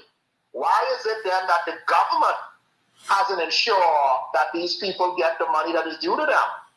Yeah, the government's going to try to take the money from NIB by buying the building with NIB money. But first, they was doing this trick where they was going to try to put it in a private company. And, well, we know how they go. Man, that's demonic. Yeah. To find these people, some of them has even died who were waiting on this money for years and years, their pension funds. Yeah. That's really a disgrace. That's a disgrace on our government. Thank you so much, Mr. Dane. Blessings. Okay, same to you. 803-5995 is the number. Love to hear from some of the city market people if you all are watching, or anyone who's watching this okay, let's go to the lines. Good afternoon, you're live. Yes, good afternoon. Yes, how you doing? Okay. So you're caller number one. Let me just tell this other person to hold. Okay, caller, you're caller number two, so just hold the line one sec. Go ahead, first caller. Go ahead, first caller. Hello? Yes, go ahead. Yeah, my problem is both governments being a party from this incident happened. Yes. We have a lot of people in city market who need medical funds, whose homes were taken away and stuff from them because of the payment, who need things for surgery and stuff like that. Both governments, I've been both governments. And before this happened, you had to Mr. Isaac, he ruled that everything was supposed to be okay. And the next couple of weeks he died, or next week he died. Wow. So why they couldn't finish the ruling? Why couldn't they finish the ruling? Yes. You understand? This case is already supposed to be closed, open and closed. Wow. You understand? This TLP and this F&M government, we have to get rid of them. We have to get rid of them because they're not making no sense. All they do now is for themselves. All for me, baby, all. Lincoln, if you send a job in this area, I can vote. Wow. I'll vote for them. Wow. I am so disgusted with this both parties. Wow. You know? Are you one of the victims? My husband is one of the victims. My husband. My God. We have plenty people die. These young children. These widows. And stuff like that. And nobody look back to say nothing. And being Munroe, he had that money. He had that money right there. No wonder when you call in Monk's show, he would not say nothing about it. He refused to talk about it. He knew what was going on. He right there, talking to me money to do for him and his family. I'd be surprised if they even have that money still there. Yeah. You understand me? It's not fair. It's not fair. And we need to get rid of all of these parties, but they're not making no sense. Yeah. Yeah. Jesus. I thank you for what you're doing for us, and I hope that this money come true. If they saying it's fair, he's talking, he's supposed to be knowledgeable. And the other Kwasi Thompson, he represents his family. He's put himself in the situation. Every time to go to court, he has to go to the house. Help the house. I hope these people learn sense. When election time ago, work them fucking out. Excuse my language. Yeah. Good afternoon. Excuse my language. I'm very hot right now. I understand. Okay? I thank you so much for what you're doing for us. Yeah. And so what we need to do now, y'all have to organize yourselves and y'all need to heat this back up. Go and have a protest at Wayne Munroe's office, whether it's national security or whether it's at his law office, because his law office holding the money. And so y'all need to get to that office and go demand your money. All right? Your money is there. All right? Some of it. Okay. All right? And so we have to organize and we have to not let this ride any longer. No, it's been too long. Yeah, it's been too long.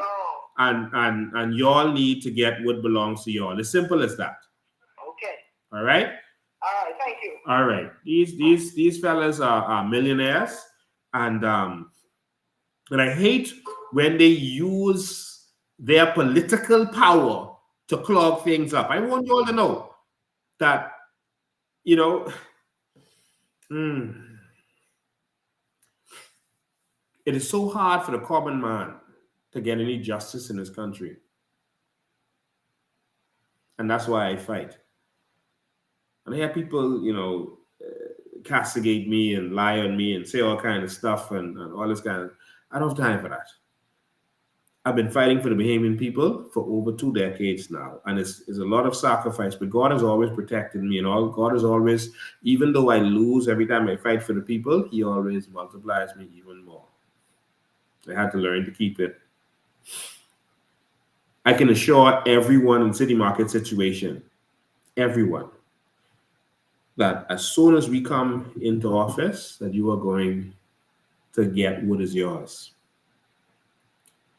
And we can take it from them. You understand? I'm not saying the details of how it's going to happen, but you will get what is yours. If by the election next year, if they don't get you all straight, or you're agitated enough to get it straight, and it just goes into election and you put the COI in there, let me tell you something. You're going to see me at the office of the Prime Minister, and you are going to get straight. Every single one. This is no political promise. How you know I can do it? Because I've been doing this. From the early 2000s, I've been fighting for the people. In that office, I can fight for the people even more. Good afternoon, you're live. Good afternoon, Mr. Bean. How are you? I'm awesome. How you doing? I am a former employee of City Market. Yes. I worked for City Market for over 35 years. Wow. And it really has been rough. I can see Mr.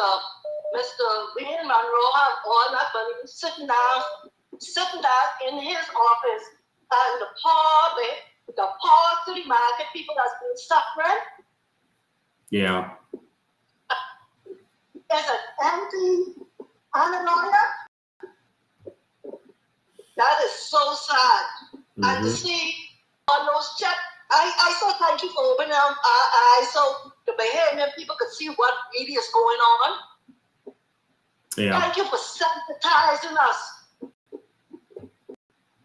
Yeah. It really has been rough. Wow. All my pension money, all my severance money. Bye. Wow. I really don't know. And it has been over 12 years. And what one of the lawyers said to me was, when I was talking to him, Mr. Thompson, he is saying that he did a lawsuit for the people in Freeport who didn't have a union. And the people in Nassau who was unionized, and he did for a couple people in Nassau, but the people who was unionized in Nassau, he said, is statute bar. And he said that is probably why they let this drag on so it could become statute bar. You understand? And he's saying that none of your lawyers in Nassau actually sued them to get this money. He is saying that they. I have a lawyer here in Nassau. Say again? So I don't know what is the problem. He is saying, and he repeating what he said, he is saying that your lawyers in Nassau, because you changed lawyers, he said your lawyers in Nassau never actually sued to get your money. He said he sued and he won against them in Freeport for the Freeport people. But in Nassau, whatever lawyers you had here should have taken them to court and gotten you all straight. Well, Mr. Bain, I appreciate you and Mr. Vasdor Conquest and Mr. Glenn Adley. They've been fighting. They've been fighting. Because they're really fighting hard for us. Well, the fight ain't over. And I want you to understand, don't mind the statue bar thing. All right? Your money is there. And we ain't letting Munroe and Mark Finlayson and whoever else deal with that. That is not going to end like that. All right? When I fought for the Sea Hall of victims, their case was statute bar.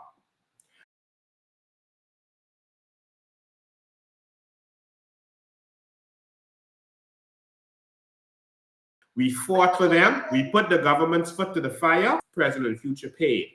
All right? And that was statute bar. I'm forgiving Dion Foulkes company or lawyer company all of that money. It is disgraceful. It looked like everybody was when Mr. Finlayson bring on the police and things, the watches and things, so we stealing all the time. They stealing all the stuff from us, and it's shameful. Wow. You couldn't go to the bathroom because if you go to the bathroom, then the police to the door. What? And all of the time, they stealing from us. It's disgraceful.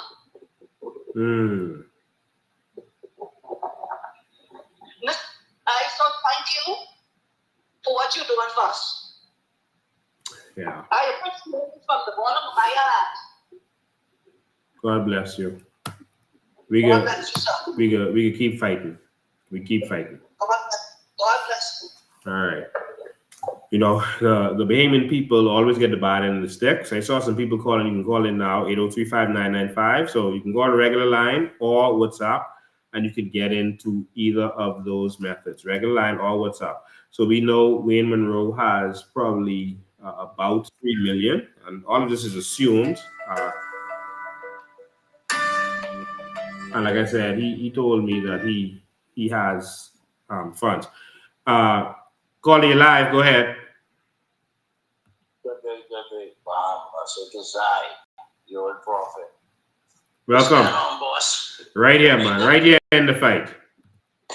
Fine, listen to me. Listening to this show today with the people in the city market and all that they've been through. Let me tell y'all people something. God real. God hear your prayers, you know. For a long time, God was hearing your prayers.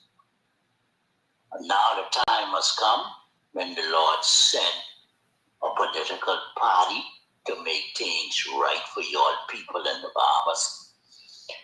These two political parties been doing the devil work so long in this country against God's people.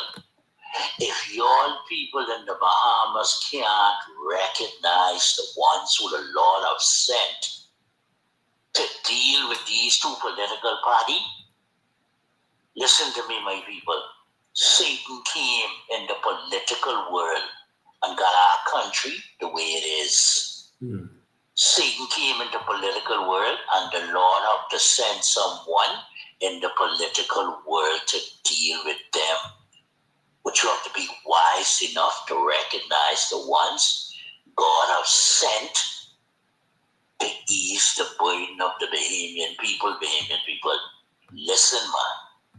God hear your prayers, but I recognize what you said.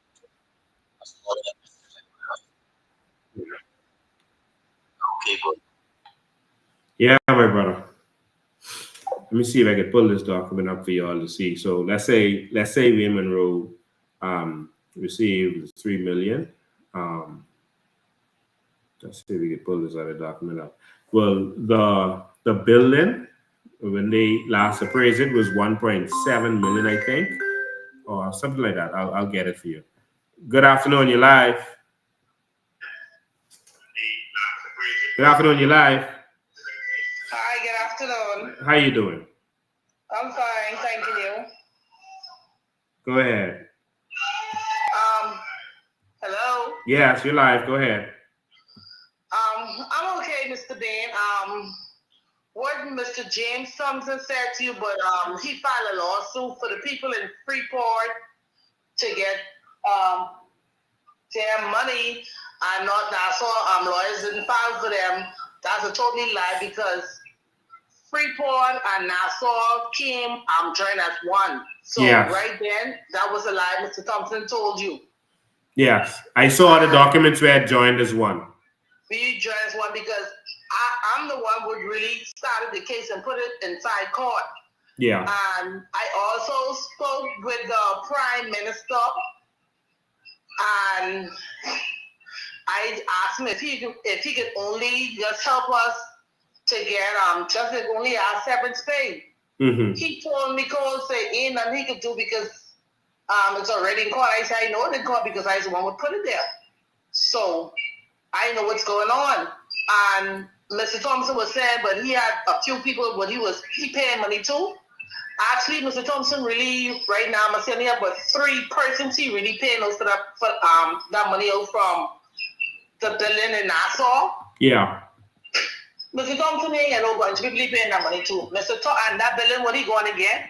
We told Mr. Thompson from day one we didn't want that building. Mr. Thompson went behind our back and take that building and put himself on that building as the beneficiary. So if one of us should die today or tomorrow, he automatically became the beneficiary and keep the people money. Okay? So there's a lot of things Mr. Thompson ain't being true with. And me, Mr. Thompson need to get this bar. And Mr. Thompson need to go to jail. Wayne Munroe, all them holding people money, all them need to go to jail. Wow. Wow. You understand? Yeah. Mr. Thompson tell you a mouth full of lies. A mouth full of lies. Mr. Thompson is lying straight through his teeth. Mm-hmm. Mr. Thompson get the checks from did give Mr. Thompson checks with people's name on it. Now tell me how a lawyer will go to the bank and cash these checks without the people's signature on them. Yeah, that's supposed to be impossible. Okay, I don't know who he worked with inside the bank, but he got those checks with people's signature on them, and people didn't even see them checks. Only thing is, people saw is when he was calling them and giving them pocket change. What? Okay, nobody see those checks. None of the employees see what was on them checks. Mr. Thompson did what he feel like doing with them checks. Wow. If you ask any employee, if they know how much was on them checks for them, they can't tell you because they don't know what was on them checks. Mr. Thompson take those checks and forge people's signature on them checks and cash them check in the bank. What? On his account, yes. Nobody know what was on them check. No employee know what was on them check with my gift to him. Wow. That's just what he did. Nobody knows, no employee know the amount was on them checks for them. And I've been in that company for over 20 plus years. Mm-hmm. Because when they closed the company down in 2012, Mark gave us a letter saying ensuing weeks. What is ensuing weeks? Ensuing weeks don't tell you when are you going to get paid. No. Ensuing weeks can mean next 10 years, 20 years. Ensuing weeks don't say what day you want to get paid. Wow. And poor Rashad Martin right there, who's fighting as the lawyer now. Yes. From he take this case, he haven't received $1. What? I don't even think it's fair to him as a lawyer. It's not fair. Only money he was receiving is like some of us who have a little job and was able to make a little donation to him to help with whatever he needed help with. That's honorable.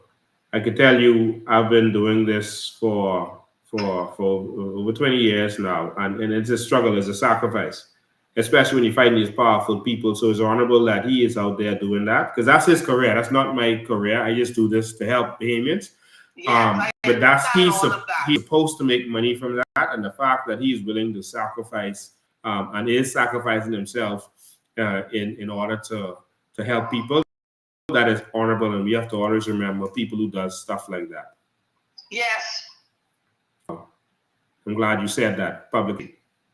He's been on this case from we let James Thompson go. He's been on this case, and honestly speaking, it's not fair to him that Mr. Thompson right here still collecting money from that building, and this man working and can't get $1. It's not fair. Wow. Mr. Thompson is stealing big time from us. So what was Dion Foulkes? What was his relation to all of this? Dion Foulkes was just there with Mark Finlayson and them, just getting money on slack. Wow. Okay? Because when Mark Finlayson and them had the lawyer, Michael Alkitis, and I was right there at Supreme Court because the court was over in Freeport. When he told Mr. Thompson, and he didn't even know I was a part of the Winn-Dixie group, and I was standing up there listening to them two rowing, and he told Mr. Thompson called, say, you want me to tell your clients how you thief up all their money? What? And when Mr. Thompson see me, Mr. Thompson hold his mouth and he just walk off. So I say, yeah, I say, what money thief? Let me know now. Wow. Okay, Mr. Thompson need to go to jail. Mr. Thompson need to get disbarred. All them who in this together, all them need to go to jail. But let me tell you one thing before I leave. Mm-hmm. That God would wake us up day and night, would watch us over us. He ain't bring us this far to let us suffer. No. And all them who did wrong to the poor people, they ain't just gonna die like that. They have to suffer of the spirit first before they close their eyes. Mm. Because it ain't fair, because you have a lot of people right now in the city market group who are on dialysis, who have to take dialysis 3 times a week, and they don't know where the next dollar coming from to pay their bills. Wow. It's not fair. And this foolishness started from Ingram. Because Ingram used to get the food store these coupons at all city market, all kind of money, these food coupons. And he said, when he lived, before this place closed down, store closed, the people money's going to be there to make sure the people get paid. Which that was a lie. Wow. Before Bradley Roberts died, I talked to Brad about the same situation. He said he could look into it. I look at him, I say, yeah, right, last time. And when I talk to the PM, he can tell Sheila Cartwright, say, must get my name and number and my information. He give me a job. I don't want to give me no job. I want what I entitled to. Wow. Mm. Well, we got to fight. Like I said before, I can assure you that we are going to fight for the Bahamian people, and we're gonna make sure that all the wrongs done to them are righted. But we gotta go after these funds. Don't ease up on them at all. Wayne Munroe has money. We need to go after Mr. Thompson. We need to go after Mr. Thompson, because that building should go to all of y'all. All right, because the auction was put together. That building is worth 1.7 million. After I finish this next call, I'm gonna show you exactly how much it is valued. So between that's probably 2 million now, because that was valued that back then. And so if you take the 3 million we have and the 2 million from that building, that's your 5 million right there. That ain't even the other money that they're holding on to. And honestly speaking, I can't see how come the court allowed Mr. Thompson still to be collecting money from this building to give 3 people money out of that, to give 3 people $50 a month. Yeah. Yeah. That's shady. I got to take another call, all right? Thank you for calling, okay, and keep up the fight. Right. All right. Good afternoon, caller. Good evening. Good evening. How are you? I'm alive. I'm calling from Freeport, Grand Bahama. Okay.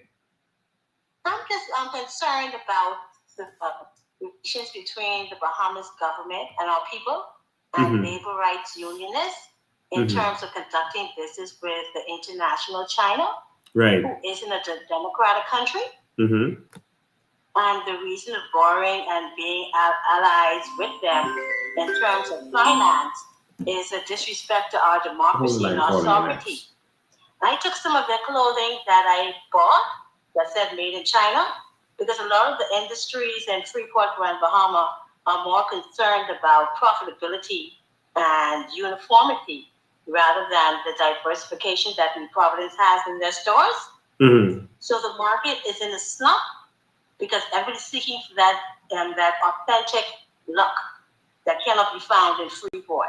Right. So I burned some of the clothing in terms of investigation and throwing them away. And the product is what I sent you on your photo. Okay, I didn't see it yet. When you get a chance to see it, please discuss it, because I don't know if that's environmentally safe or sound to be placed on the bodies of our humans. Okay. So follow through with that for me, please. All right, I will. Thank you. Thank you so much, and enjoy your evening. You too. Good afternoon, caller. You live. Good afternoon. How are you, sir? I'm alive. I just wanted to draw something to your attention. Do you remember Lamont Pay the Bills? Lamont Pay the Bills? Yes. The lady that was collecting all that money from people back in the day. No, I don't remember. Well, anyway, you need to follow up on that because Wayne Munroe was the lawyer on that case, and it was a couple of $1 million. The woman had it in a fix, and a lot of people paid $500 into that. He was ordered to pay the people back their money because he got the money but never paid the people back. Wow. So please check that, please, because I am one of them, and he had $500 for me. Okay. That's Lamont Pay the Bills. This was an open case. Okay. Thank you, sir. All right. Yeah. So, let me just show you quickly the billing. Yeah. Let me show you the documentation on this billing. Just give me one sec. Let me show you the documentation on this billing.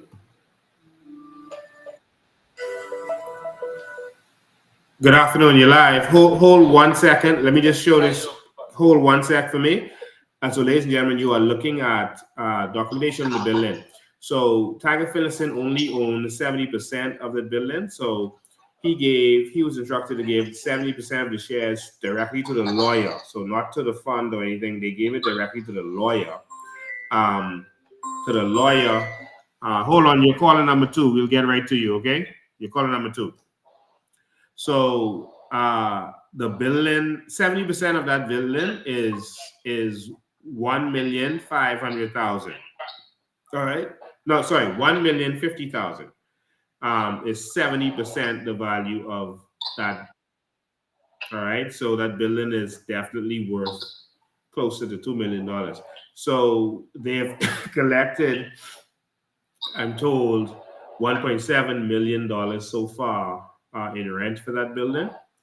The annuities owed was $200,000. Annuities is monthly payment.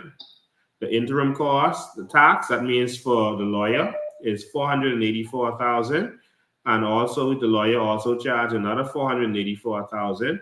And so when you add that with the annuities, which was a small amount, the lawyer is getting almost $1 million. He's getting some big money from this. All right. So that's really what went down. So after giving this building, they still owed $119,200 to the people even after this building was issued out. All right. And so this building should have been, if they were going to do this deal, you take the building, sell it, take the $3 million that Wayne Munroe allegedly has, and take this $2 million, and now the people are cured. And there's other monies again that was a part of this that they need to get in there. So basically, they have more than enough money to pay these people out, but the persons involved is holding on the money. All right. Caller number 1, go ahead. Hey, how you doing? Awesome, man. Well, it's so sad to hear, what people are saying, who are suffering at the hands of these companies. But isn't this like the same thing what happened with Clico? Yes. I think it was Ingram who told them, yeah, keep paying. Yep.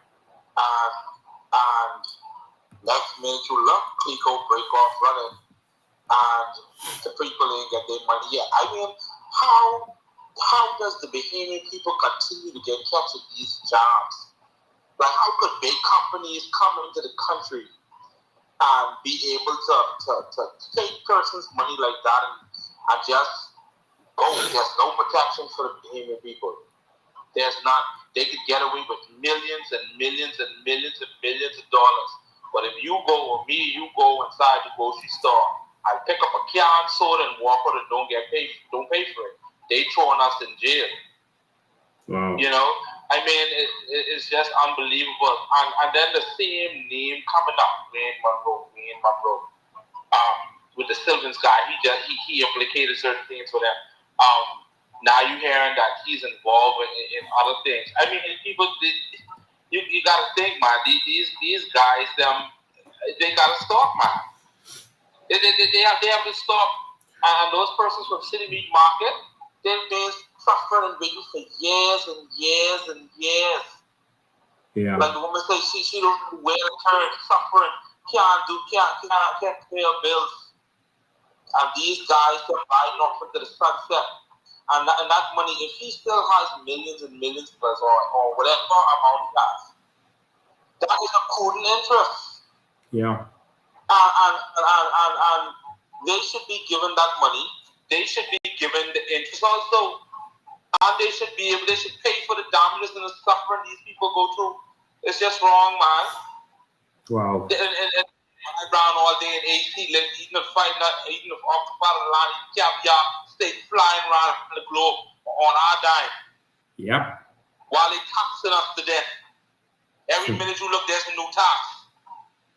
Every minute you look, there's a new tax. Yep. And these guys, them got other people's money sitting up on their account. And when they come on TV and then they talking to the press, they smiling and smirking. Like, I mean, do they sleep at night? And the FNM and PLP are working together and making people think that they are separate, making them think they are fighting, and they're working together on everything. But I got to take another call, all right? All right. Before I take this other call, I want you all to see something. This right here is this is one of the documents, the court documents. And this is...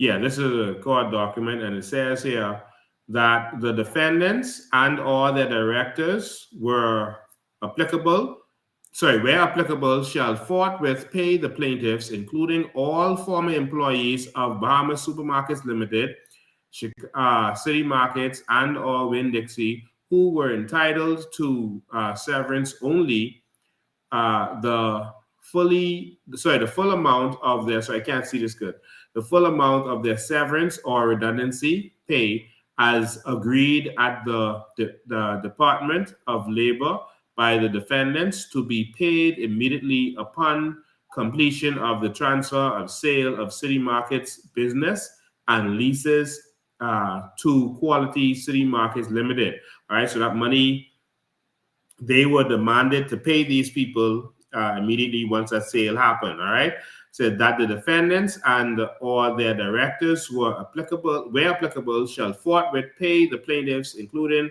all former employees of Bahamas Supermarkets Limited, Winn-Dixie, etc., who are entitled to severance and pension, the full amount of their severance or redundancy pay as agreed at the Department of Labor by the defendants to be paid immediately upon completion of the transfer or sale of City Markets business and leases to Quality Markets Limited, unless otherwise determined by such plaintiffs or the court. All right, so this is the kicker. That to ensure compliance with orders 1 and 2 above, all funds paid to Munroe and Associates, that's Wayne Munroe, for the Trans-Island traders and or the defendants deriving from the city markets shall be declared in an affidavit by Trans-Island traders, which shall be filed in court 5 days after service of this order, or Trans-Island traders and Munroe and Associates, and such funds are to be paid into the court. So Wayne Munroe was supposed to pay that money into the court. All right, Trans-Island traders, Wayne Munroe, and such funds are to be paid into the court by the defendants at the time of filing the affidavits, which shall be immediately served on the plaintiffs with a notice of payment into the court. So if Wayne Munroe them don't have the money, because the money was given to Wayne Munroe, according to this document, and I'll say allegedly, he was dealing with Trans-Island traders. That's Mark Finlayson there. So money was in Wayne Munroe and Associates, and this money that you can see it here that he received was supposed to be paid into the court. And so now either Wayne Munroe have it or the court have it. And he would have to show that he don't have it, that the court has it. You understand? And so he could explain exactly what this document means. And this was from the 15th day of July, 2021. All right? The documents. So Wayne Munroe could explain what this document means. Let's go to the next caller. Good afternoon, caller. You're live. Hey, good afternoon, Mr. Lane. How you doing? I am awesome, man. All right. God go with you, Mr. Ben. God go with you. I just want the Bahamian people to take notice of this, Mr. Ben. Okay? Have you noticed that God is speaking? Have you noticed? Yeah. You bring on air surgery. Brave David Shaky Man going to the States. Terry Christie chest pain. You don't think they understand God is coming to them? God coming to them? You don't think they understand that? Come on, let's go now. Let the Bahamian people know this ain't no coincidence. This ain't no coincidence, Lincoln. It's real. Yeah. It's real. Clayton Fernando, they all know they're in trouble. They're in trouble with the Almighty God. They're serving the wicked, evil people. Lincoln, one of them to throw their hand in. Then I say throw their hand in and come up front and reveal all the dirty what they're doing. One of them to do it, Lincoln. Yeah. But I'm telling you, Lincoln, thank God for you. I pray every minute, every hour, every second for you and the Bahamian people, especially that poor woman I see on the side of the road with her 2 kids Saturday. Lincoln, I know if you know about it, you'll touch it. You try to help her. But we have so much people suffering in this country, man, Lincoln, man. We really need you, man, Lincoln. Don't give up on us. Please. I'm begging you. Yeah. You know who I am. Don't Yeah. give up on us. I know your heart is be fun. Mine is be full, Lincoln. I only make it $2 a week, and I try to help. You know what I mean? I try to give up 20 cents. And everybody wants to get 2 white notes. Yeah. You understand me? Yeah, And man. that's what we Yeah. you know? But Yeah. anyway, thank God for you. Just don't give up on us, man. All right. Thank you. All right. All right. Good afternoon, caller. You live. Good afternoon, Mr. President. How you doing? Awesome, man. And good afternoon to the audience.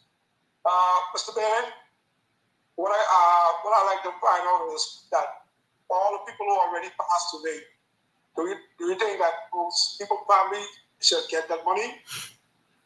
No, a person's interest never dies, and so their estate is their interest, and so their estate can get that money, which will then go to their family and friends. Not friends, sorry, their family, the next of kin. Okay, one more thing I have to say, and I'll sit back and finish listening to you. What all of those people need to do now, since that we are having all these foreigners suing the government for all this money, what all of those city market workers need to do is sue Wayne Munroe for holding this money all this time. He needs to be sued, and after getting sued, put in jail. Because he knew he had that money, and that people supposed to don't have that money long time. Okay? Thank you, and I'll sit back and finish listening. Okay. All right. So we need Wayne Munroe to explain. I'm going to release that document out there so y'all can share it around and ask Wayne Munroe where the money is. And also, y'all have to go out there and y'all have to pursue this hard. You can't let them get away. Now, Wayne Munroe, I heard that he isn't going to run anymore. So politically, he doesn't care. But we need to go to Brave and make Brave fix it, since he said he care about the people. Good afternoon. You're live. Hey, good afternoon, my brother. How are you? I'm alive. Listen, it is always a pleasure when you come on and releasing true information to the Bahamian people. Mm-hmm. Let me say this. Boy, what is happening in this country right now, what is really happening in this country, if the Bahamians who really love God, love family, and love country, I cannot see any Bahamian, PLP, F&M, going in that boot and put their X to the PLP or the SNM. The spirit of corruption is so high in this country, my brother. The devil is a stronghold of corruption over this country. But you know what? We, the people, is the government. We have the power. And what you have revealed a while ago on Wayne Munroe, I see why they put, and folks, I see why they put Wayne Munroe and Philip Berry put him there as the National Security Minister. Imagine in this country, our National Security Minister name is being called up in all sorts of things in this country. This is our National Security Minister who's supposed to nationally secure us as Bahamians and this country. And his name is involved in all sorts of things in this country. You know, this is my suggestion when I hang up after this. This is my suggestion.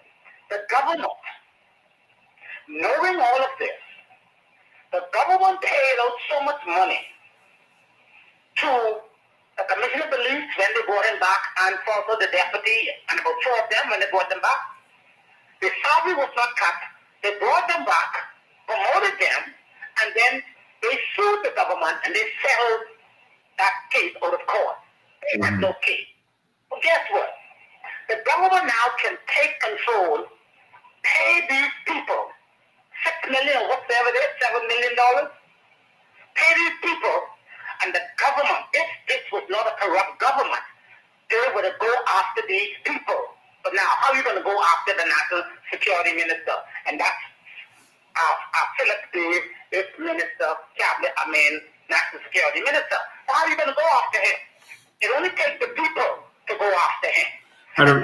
And remember, Wayne Munroe has stuff on Brave, so Brave can't really touch him. Remember the Wisefish brothers case where Brave Davis, he was, what was $100 million that he was taking from the Wisefish brothers. That funded the PLP at one point. And Wayne Munroe was representing one of those brothers at one point. You see, against Brave, it looks like. And so Wayne Munroe have some stuff. You know, Brave Davis tried to use our crown land to pay back the Wisefish brothers, the monies that was missing from whatever was going on, or to pay them to settle. He tried to use our crown land to do it. All right. And we still voted him prime minister. Just like how Perry was going to use the NIB to buy that pension building. But they was trying to put it in a private company so persons could run away with that money. That's how it appears to me, and that's crazy. That's crazy.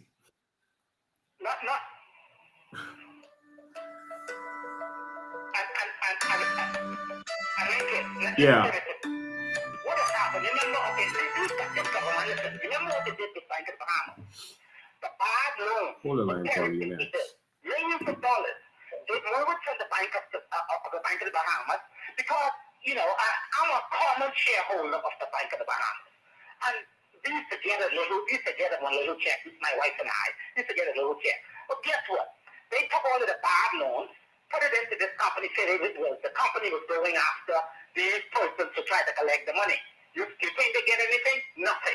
They got nothing. And so what the government ought to do, and I agree with you 1,000%, who's going to go after Wayne? When we have corrupt government, we have corrupt prime minister, and they're all involved in this corruption. But you know what? Like the gentleman said, and I said this on social media, they don't understand God is speaking. As I say, celebrate Davis. We all have an expiry date on us, right? You have Hubert Ingram went in the hospital. You have Perry Christie went in the hospital. You have Bird Davis went in the hospital. These 3 prime ministers, if they don't get the message, we know all of us have an expiry date. And so, my brother, I just say this. We believe in the COI and your leadership who will do that bit just right. When we, the people, sit you in the seat of authority with the people's power, and the people's power will deal with this corruption And I think you need to give me the contract, because I'm a draftsman, you know, by trade. Yeah. I draw back. So you need to give me the job to design that prison to put this prime minister in. Okay, you need to give me that job so I can design. No. We already have a prison to put them in. They go in the old prison. They ain't getting in the new prison. No, but this prison to be like a yard cell. This prison, it might be new, but the system. No, yours can smell too new and that could be too clean. They go in that one with the slop bucket. Let me tell you something. I laid on the ground for 48 hours in Central Police Station. That pissy ground that smelled like feces. All right? I laid on that fighting for this country, fighting for Bahamians' rights. All right? There will be no mercy for the merciless. All right? They're not going in no new prison. They go in the old one that they put all of our young men, some of whom got lied on. All right? Some of whom who've been abused. That's the prison they go in, and they get in the slop bucket prison. Okay, but anyway, give me the job to put the Cat 9 tail on them.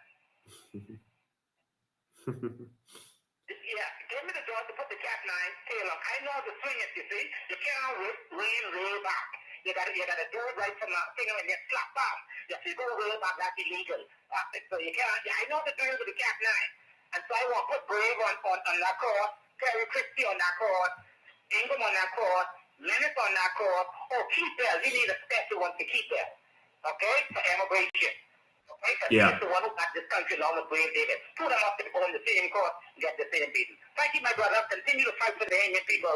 And the world going to get shocked. But the Bahamian people is going to support the COI this time. God bless you, brother. Watch this document. As you hang up, watch this document about the show, the Bahamian people now.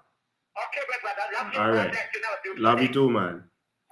And so for the next call, I'm going to come to you right now. I just want to show the Bahamian people this document before I come to you. You know, you're talking about all of this stuff that has happened, and they talk about how they was going to take NIB money to buy that building.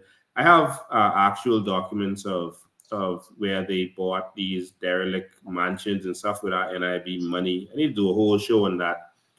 But I want you to see this, ladies and gentlemen, then I'm going to go to the phone lines. Is this it? Oh no, this ain't the right document. I come back to it. Let me go pull up the right document. I want to show you all something. This just what the benefits go into. That's the wrong document. Let me go to the phone line. Caller, you're live. Yes, good evening, Mr. Dane. Good evening. Hold on a minute. The first question is, did the other caller say that ECO has been disbanded? I'm not sure if he said that. Okay, because I have a 70-something-year-old uncle who's making payments to CLECO, so I'm not sure if that is the legitimate insurance right now or not. And my second question is, what measures are in place to address exploitation by Bahamian employees against their employees? And are there specific industries in the Bahamas where exploitation by local employees is more prevalent? If so, which ones? Good question. All right. We're talking about laws to protect Bahamian employers, and to be honest with you, there are laws in place to protect Bahamian employers, but laws don't matter when you have corrupt lawmakers. That's the problem. The problem is not our laws. We have laws in place because the international community makes us put laws in place to deal with a lot of issues. But we have the laws in place, but the problem is the lawmakers. Because if they choose to do or not do, what are you going to do? That's the question. If they choose to do or not do, what are you going to do? The only thing that moves them is political pressure. They're only moved by political pressure. And that's why I always say to the third parties and stuff, people who want to come up. All right. Only political pressure moves them. And as long as you are divided, doing your own thing, and you you over there on the side just trying to be leader, and you just want to do a party for being a party's sake. If you just want to, I hear some people saying they're going to draft a bill for our carbon credits, and they're going to go to the House of Assembly with it and force the government, and that's not going to move the government. The government is only moved by political pressure. All right, if they feel that you are there ready to replace them, that's political pressure. Because the worst you can do is move them and put, so for example, the PLP is here. If you're removing them and putting the F&M in, they win. Because them and the F&M are the same. They want that. They want you to think that they are different. That's not political pressure. You're going to move me and put my brother? Okay. That's the problem that many people don't understand.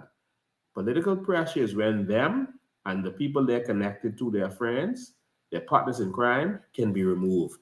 That's what they're afraid of. That's why all of them came down to the by-election in Grand Bahama, because they were terrified of me getting in the House of Assembly, because they know that even one man in there, knowing the power that I know that a member of parliament has, they were afraid of that.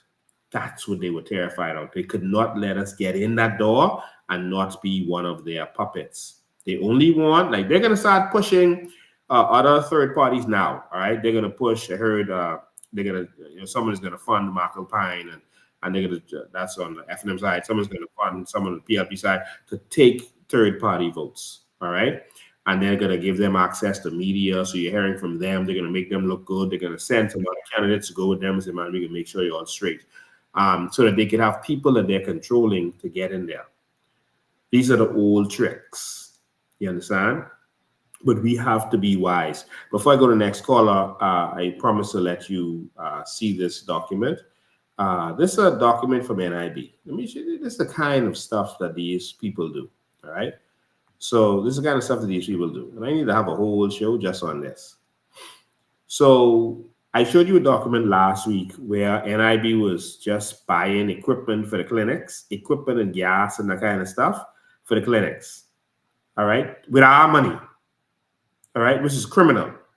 Now, look at this. This is from this is from 2010, 2012. Look at this. These fellas giving themselves bonuses. You say NIB doing bad. NIB ain't making no money. If NIB isn't making money, if NIB is at a loss, why are you giving yourself bonuses? This ain't a salary, This says executive management. Let me blow that up for you. Bonuses at NIB. So while NIB was not doing good, all right, you paid yourself. Look at these numbers. All right, this is just 1, 2, 3, 4, 5, 6, 7 payments. They paid themselves R. King, K. Bow, W. Patton, R. Knowles, S. Gill, R. Wells, D. Osborne, A. Cargill. All right, let me show you what they got.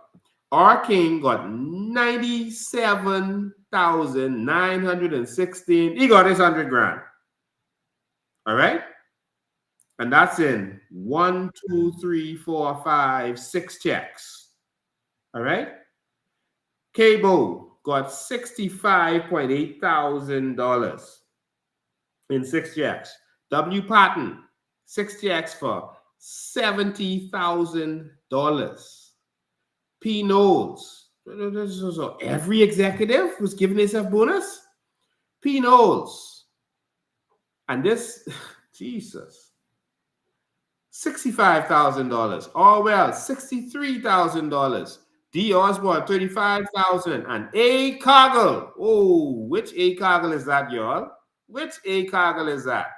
$194,791.66. They paid themselves bonuses. This ain't salary yet, y'all. Bonuses, free money, $723,333.31. And these are the check numbers here. And guess who paying for that? NIB raise, because y'all keep voting for them. Let me go to the phone lines. Call in your life. Good afternoon. Yes, I'm calling in. I can't help but to call in, especially on the things in which the NIB department has done over the years. Even when the road was in charge, where it showed where he had invested in stock and the Ararat Port. And that was why NIB was called on Jackson. But my main reason for calling this afternoon is this is something that is so flagrant in right now.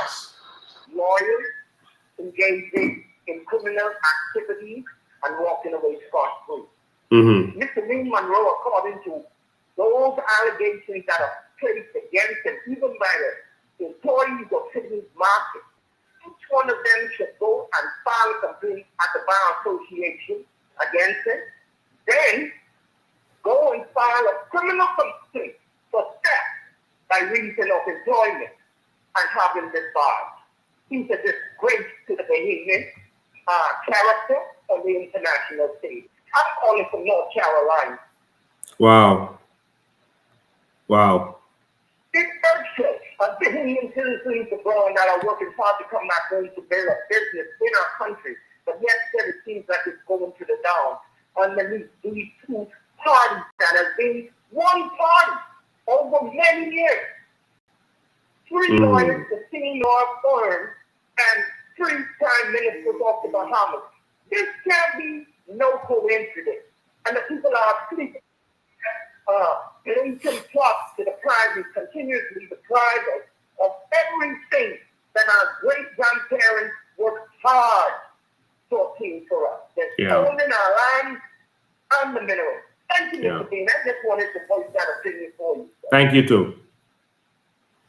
All right, before I go to the next call, I'm just going to quickly show you all something, and then I'll get the next caller. This document you're seeing, this NIB documents. This documents where the treasurer of the Commonwealth of the Bahamas, all right, that's just called the body that owns everything the government owns, all right? They call it the treasurer, right? The treasurer of the Commonwealth of the Bahamas sold, this is a conveyance, it's 2014. So around the same time all this conductry was going on, man. Conveyance. This is Brave was deputy prime minister. So this is a conveyance from the treasurer, so from the government to National Insurance Board. This is property. All right, property. Now, let's see here. The government selling property to National Insurance. Why the government selling property to National Insurance? That's freaky. All right, and you see these are documents here, and you can see where by resolution of the House Assembly dated 15th of May 2013, and of the Senate, whatever date, that was the Assembly, they gave permission approval, 11 Golf Course Heights subdivision purchaser, consideration of the sum of $10. So they was allowed it to go from the government to NIB for $10. That's what they approve in the House now. They say $10 consideration, because that looks fraudulent if you transfer from one government entity to the next government entity for millions of dollars, right? But let me show you what they did. So got permission to do this transaction for $10, right? That's what they say in the House, because you all would have been watching in the House. But in actuality, they actually sold this document. I'm trying to see pull up the amount here. Sold this property. Let's go to the, okay, that's you can see it there. Hold on, wait. Let's go. Right. Let's go here. Okay, we got another call. Hold the line, caller. You're calling them. All right, hold the line. So here, and so it's showing this a conveyance, and it's showing how much money was paid. Let me show you how much money was paid, because I browsed over it on the inside. Hold on. I got to go back. Hold on, I rush in callers. So from the Treasury to National Insurance, they paid $3 million for this property. All right. So the government and House of Assembly gave them permission to transfer this property from the treasurer to National Insurance for $10. They went and did it $3 million. That's just this. All right, and there's more.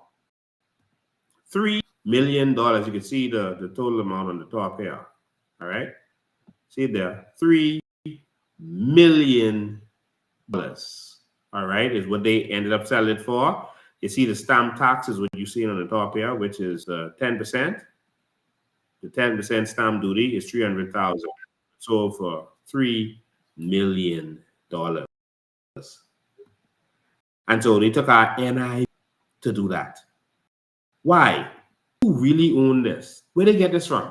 This is the kind of skullduggery that is be going on. You see these documents. I could have 3-hour shows every day for the next 10 years. The amount of documents I have with these fellas doing foolishness. Let me go to caller number 1. Caller number 1, go ahead. Hello, Lincoln. Hi. Thank you for taking my call. Great show, man. Great show. Thank you. You are a champion, people. I'm sure grateful to God for you. I want to say that at least the city market pension fund, as you mentioned earlier in the show, was being invested to get a return, like traditional pension funds are done. You have a situation where the employer is contributing an amount, the employee is contributing an amount, and those funds are invested so to at least hedge inflation. But it seems like most of the so-called pension plans in the Bahamas aren't really pension plans at all. For example, in what world does the government allow a company that they own, i.e. BEC, to negotiate a deal that's nominal for them? Mr. Miller revealed on the Steve McKinney show last week that the lowest level BEC employee will receive a check of $36,000 per year for the rest of their life. The mid-level employees will receive a check of $40,000 per year for the rest of their life. And the high-level employees will receive a check for $50,000 per year for the rest of their life. In what world does that happen? And bear in mind, they're not contributing $1 to this fund. Not $1. So the government has created a situation where we have winners and losers. If you were lucky enough to be sent to BEC by your MP for a job, and we all could recall back in the 80s and 90s, it was impossible to get a job at BEC. No matter how many times you applied for a job. Mr. Miller called Water and Sewers and BTC the golden companies, which means that they sent their cronies, their family members, their friends, and their lovers to these companies to set them up for life, while the average Bahamian is receiving less than $10,000 a year from national insurance. And the pension, the checks that these guys are receiving from BEC, that's their national insurance is on top of that. So the government has created a situation that is so immoral. It is so unequal to every Bahamian. If you are a Bahamian who work in tourism industry, if you are working retail with the grocers or whatever, you a carpenter, an electrician, a plumber, you're getting less than $10,000 a year. Yeah. While other Bahamians are getting $30,000 separate from the $10,000 they would, or so that they would get from NIB every year for the rest of their life. In what world is that right? That's morally bankrupt. Yeah. It may be even unconstitutional for a government to undergird a group of Bahamians at this rate and leave the majority of Bahamians to suffer. Lincoln, this is a travesty. It is. And I hope that you take this matter on and see if this is even legal. That's not supposed to happen. The government is not supposed to allow. Ronald Reagan fired the FAAs when they tried to strike. Yeah. How is it that we allow a situation like that is stupid. It Yeah. it is immoral. It is morally bankrupt. It creates a very unfair situation for Bahamians at large who are not part of these institutions, and that wrong needs to be righted. I wonder if you would look into the Definitely. constitutionality, legal right, if any, that the government has to pick and choose who will survive in this country and who will suffer. Because any beyond standard pension that civil servants get is a free. Yeah. And so the only thing we need to do at this point is we need to remove the FNM PLP and try something different, because it's not working out for the Bahamian people. It's not going to. I mean, we've been trying that. And so we have to do something about it this time. That's the only solution. And so now we get why there's a segment of the Bahamian people who do not want to see a change, because in their heart of hearts, they know if they're benefiting like they are from these three corporations, they know that they're sucking the blood out of the grassroots. This money doesn't come out of the sky. No. It comes out of our pockets. It does. And what's worse is it's run so poorly. As I said earlier, a traditional fund would appropriate funds every year and then invest that money to at least hedge against inflation. We're not even getting any.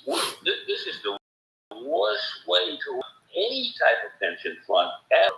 We just have a bunch of dumb despots running the country, and we really need change. We do. Thank you, man. I appreciate you calling. Let's go to the next line. And I'm going to have the end shortly. Good afternoon. You're live. How you doing, man? All is well. Ancho, you're calling. Hey, what's up, Ancho? Okay, listen, man. You know, I wouldn't say you were a good guy. I'm gonna want to make it seem like you was a villain. Okay, because you weren't a villain. You was a good guy, right? Mm-hmm. About it. I just want to share an example because I just trying to figure out what your end game is. I see you leaking important information, was critical and credible. You put it out there in public domain. I don't know if you expect prisons to run with it. I don't know if you expect the police to jump on it. I don't know what you're expecting to get out of it in terms of you releasing this information. Okay, that's information of corruption.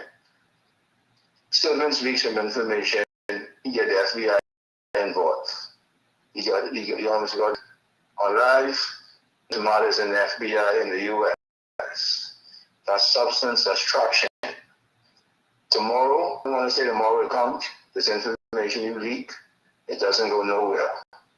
What does COI plan to do with this corruption information when it talks about the matters? Who's going to pick this information up to investigate this matter of corruption that you are now exposing by leaking to the public? All right, good question. Revolution starts with education. All right, every revolutionary will tell you that. It starts with first educating the people. If the people don't know what they need to change, then they won't see the need to change. And so the first thing we must do is show the people what is going on, because a lot of what we have revealed to the people over the last few years, they had no idea that this was going on.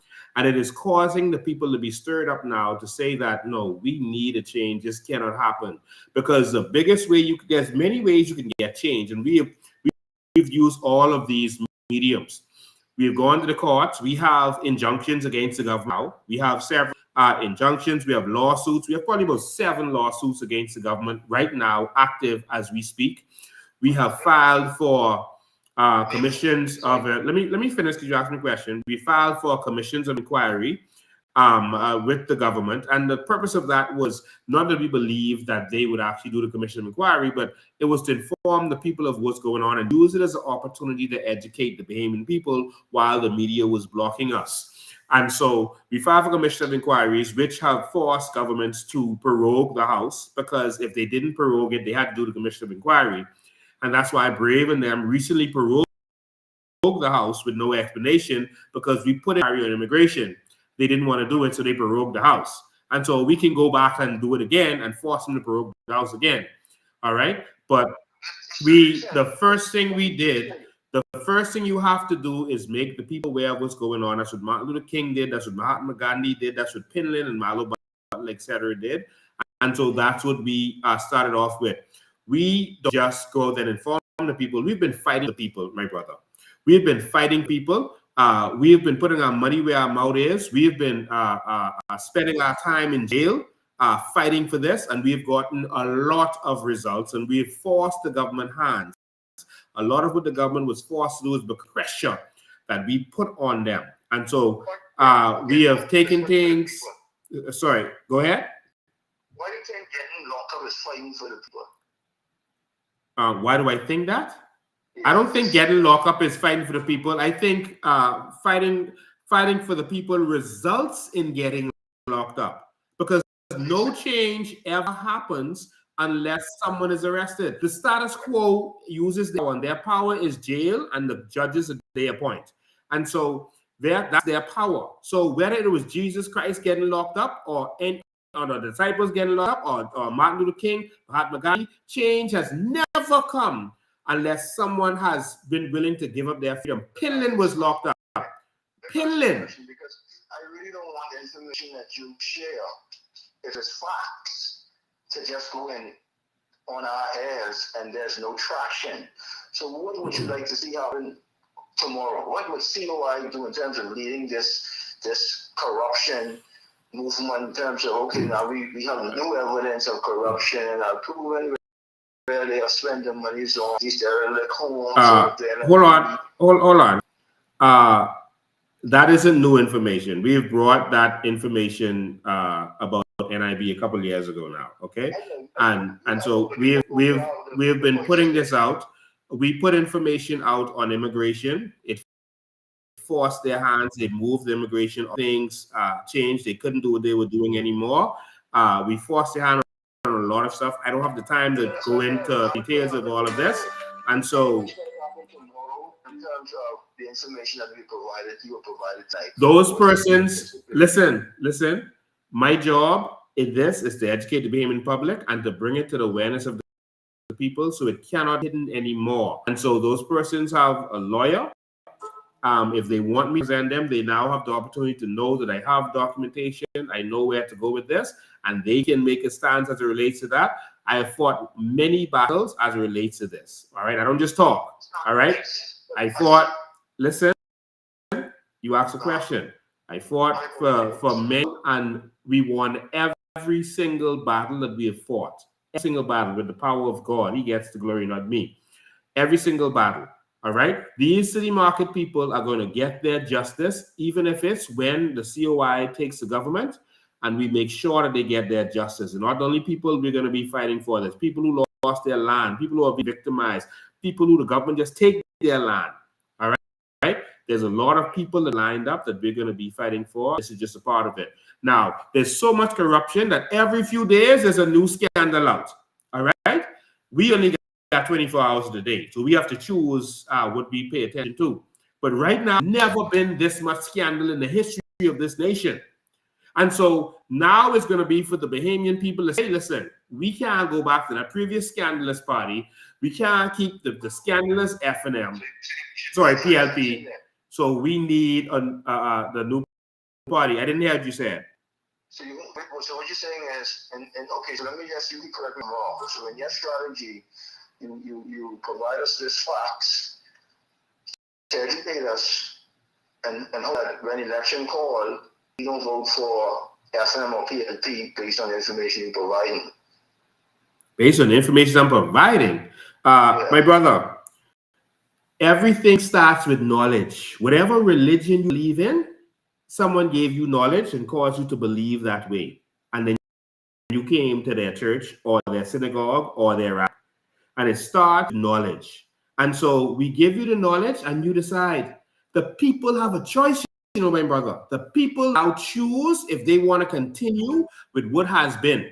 Now, we didn't want it to be us, you know, because when we formed Bahamian Evolution, we were not interested in politics at all. We'd given up on. I had given up on that. We formed Bahamian Evolution, and we decided, okay, we just give it to the Bahamian people. So people say, oh, he offered $100,000 to get people to vote for him. No, when we did Bahamian Evolution, we weren't running. We did the Vision 2025, and it included the $100,000 that Perry Christie and the PLP brought up, just like the free electricity that they brought up. And we put that in there and gave it to them and showed them how they can do it. We gave them the information. And so people get mixed up and say, oh, they trying to do this for election. No, we came and gave the information. Now, when we saw the PLP and FNM fighting against us, like they didn't really want us to benefit, we can't see the Bahamian entitled to all this and walk away. So we decided as a people that we're going to come together and we are going to be the change that we want to see. Because it ain't coming from every election. They bring this dream team. They bring all these qualified people and they put them there and make us think they're the best thing since sliced bread. And no, look at Munroe. He's a seasoned lawyer. He could be the best minister of national security. Garbage.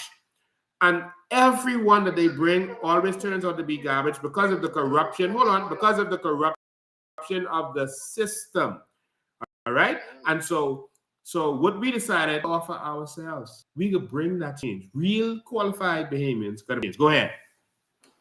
I'm just saying, we know he's a criminal defense lawyer. If you Google what that is, then he's defend criminals. And we've seen that. I mean, it is what it is. So yeah. In my limited thinking, I recognize that at the end of the day, if you look at it, they go back and reflect on the last few years, because the people would see that crime has increased, and criminals have really been favored, unfortunately. But again, I say, you provided some information, so I'm saying to you, who's speaking to your group, I'm just, to the change, because knowledge is key, but applicable of knowledge. See, Daddy, I can talk about... No. You are a politician, all right? You are independent, and now you're working with the Bahamas Constitution Party. So you're not just a regular citizen. You are a politician. I still am independent. But you are promoting the Bahamas Constitution Party, all right? And so what I'm saying is, if you really want to see change, you have to be those who are in power. And if they are not reacting to you, it means that they're not threatened by you. And you're providing facts of corruption. Children's providing some voice notes. He got the FBI involved. Now is again providing some information on corruption and NIB, corruption with the super value of the deal with Finlayson. We're bringing that back up again. And so I'm saying to you, what will be the response? Will we have the same response as that? That's up to the people and their lawyers. When we fought for our natural resources, we got the FBI involved. We are in the middle of the lockdowns. We filed with the FBI a complaint because of those companies that were doing skullduggery in the U.S. and the Bahamas. So listen, we filed it. We brought the filing number to the Bahamian people at a protest in the middle of COVID and showed everyone what we did, and we drafted a bill to have it tabled in the House of Assembly. Now, you have to understand something with these governmental organizations. When they catch politicians in wrongdoing, they don't necessarily lock them up. They use it to hold over their head to get them to do their bidding. Now, that takes political understanding and to really understand what happens there. You understand? So give me a sense. You're saying that the PLP was flying corruption on the FNM, and instead of doing the right thing and following the law, they would use it to help them to control them. Is what you're saying to me? No, I'm not talking about PLP and FNM. They're working together. I'm talking about other first world countries. They get something on your leader, they use it against them instead of having them arrested. That's jurisdictional issues, etc., etc. So, but I gotta go. Everyone is saying next caller, but I gotta go. All right, but you're free to call next week. All right. So he is running for the. Well, now it looks like he's running for the Ali McIntosh them. So we'll see what happens with that. We've reached out to a lot of third parties to tell them, listen, if you really want to see change, come together and make the change. Hold on, give me 1 sec. Good afternoon, you're live. Good afternoon. name? All right, your last caller. All right, thank you. We did over 3 hours today. Okay. Go ahead.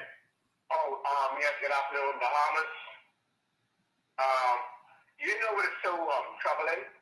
Is that I heard the callers today, and every caller was right on.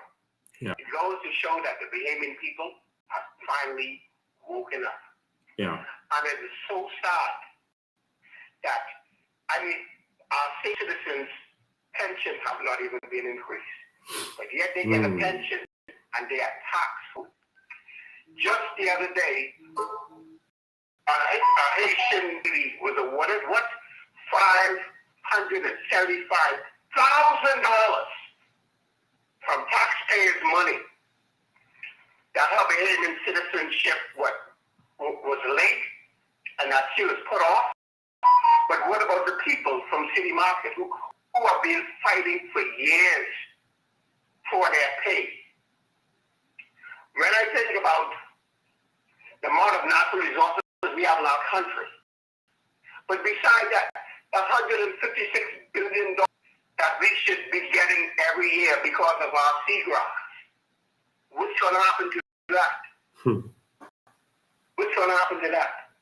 The thing is, we've been fighting for the PLP and F&M all of our lives because our parents and our grandparents said so. But most of our parents and grandparents are dead. Rest in peace. My parents got crown land. You know, my parents, they did. Crown land was the grave. Wow. That's the only crown land my parents got was the grave. Wow. I understand people read protest, but the only way that Hillary and those got power is that they form a party. Right? Yeah. Is that but my been screaming around for the Bahamian people to work in the bank and all of that different stuff, but until they got into power to get that pen, that thing changed. Yeah, there's some people going around saying that you can't be political and that kind of stuff if you want. That is so nonsensical. You got to just come as Bahamians. Everyone in a political party, I would think, is a Bahamian. I don't understand what you're saying. Everyone is a Bahamian, and there's nothing wrong with a political party fighting for a cause. I mean, Pillin and those fought for our civil rights. They fought women to vote, etc. You didn't say, all right, don't come as a party, just come as Bahamians. What are you talking about? We are fighting for all Bahamians to benefit from our knowledge. We're fighting for Bahamians to be put first in this country. And if we have to come together as a political party, then that's what we have to do. They only respond to political threats. But caller, I gotta run, all right? We did over 3 hours today. Yes, okay, Mr. President, have a great evening. You too, man. Thank you. So, ladies and gentlemen, fund the movement, support the movement. But a lot of people tell us to keep going, but all political parties need funding. Even the great Democrats and Republicans, they are raising money constantly because that's what it takes to get this done. We want in every Friday at 10 a.m. to change hair. That's on Dove 103.7 in Grand Bahama, and is on Facebook Live, so you can tune into that every single Friday at 10 a.m. And we want you to support the movement. It's going to take support of the movement for this to continue. You can, these links that I'm putting out there now, whatever platform you are on, you can get on these links or go on our website and you can see this is GoFundMe, and that's another link that I put up before where you can directly, if you're in Nassau, you have this link. If you're in in the Bahamas, you can use this link. If you are in the Bahamas or anywhere in the world, you can use this GoFundMe link. So if you're in America, you can't use the first link. You have to use this GoFundMe. But if you're in the Bahamas, you can use that first link. Support the movement, all right? We are doing this. We are helping people. We're not just a regular political party. We are fighting for the people. We are fighting every day for the Bahamian people. We're going to make this happen, all right? So there are people now fighting in many different ways, and I appreciate that, and we thank you for that. There are people who have filed court action for immigration. Court actions can take many years. They can take 10, 15 years. So We'll see what happens with that. But in the meantime, what we need to do is get in that house and put the laws into place to save our country. All right. And so while that is in the courts, I can guarantee you, as soon as the COI get in, case no more, because we're going to get in and pass the laws that need to be passed to do what we have to do. It's simple as that. All right. It is that simple. And there's people putting in cases for many things. All I do is get the right government, so we ain't got to be suing them. We just need the right government. So election is coming soon. Whatever they do, we are going to undo. Did you hear me? Whatever, don't have no fear. Whatever they do, we are going to undo legally. All right? And that's what they're afraid of. So don't worry about anything. Just talk to your friends and family. Recruit. This is going to happen if you make this happen. We have to get rid of these people who have been taking advantage of us and living their best lives on us. All right? So we are going to bring the change that you want to see. So thank you. You know what time it is. It's my Sunday evening. It's time for me to get some ice cream. Gentlemen, if you love your children, go take them for ice cream. Whoever you love, go take them for ice cream. I don't drink. I don't do drugs. I got one bad habit. I love some ice cream. So go get some for yourselves. Ladies and gentlemen, we got a lot more to talk about. And so I'm not going to make any announcements yet. All right. But we got a lot more to talk about. We got to save our country. And we did it. It's gone. We did over 3 hours today. And you stayed with us this whole time. I thank you. You still got 100 people on here. I thank you for staying on here with me. God bless you. We love you. And it's because we love you. And so their reaction is going to be to start to scandalize me and say stuff. I saw an actual Facebook post. It was so funny. Someone said Lincoln Bain has a pass, but someone else has a pass. So listen, I keep waiting to hear what this pass is. There's something in political science. They say keep repeating the same thing over and over, and people will think it's true. And so I keep telling them, whatever pass I have, I am live every Sunday. Bring it. Please bring it. Don't just keep repeating these things in space, and then when you ask for details, oh, ain't nothing. All right. I have a lawsuit with a lady who said, she invested, et cetera, which is total sense, but I'll leave that there for now. But I am live. I'm not like Brave and Pinta them running. I am here every Sunday. Whatever the pass is, come bring it. The people need to hear it, man. Bring it. Don't be scared. Bring it. I'm live. You can call any Sunday and said, Lincoln, this is your pass. This is why we shouldn't go with you. This is why Brave and Pintard is better. Come on, man. I am here. I'm not running. And so outside of that, God bless you. We love you. We come to take this country back, yeah? So we understand why you're all afraid.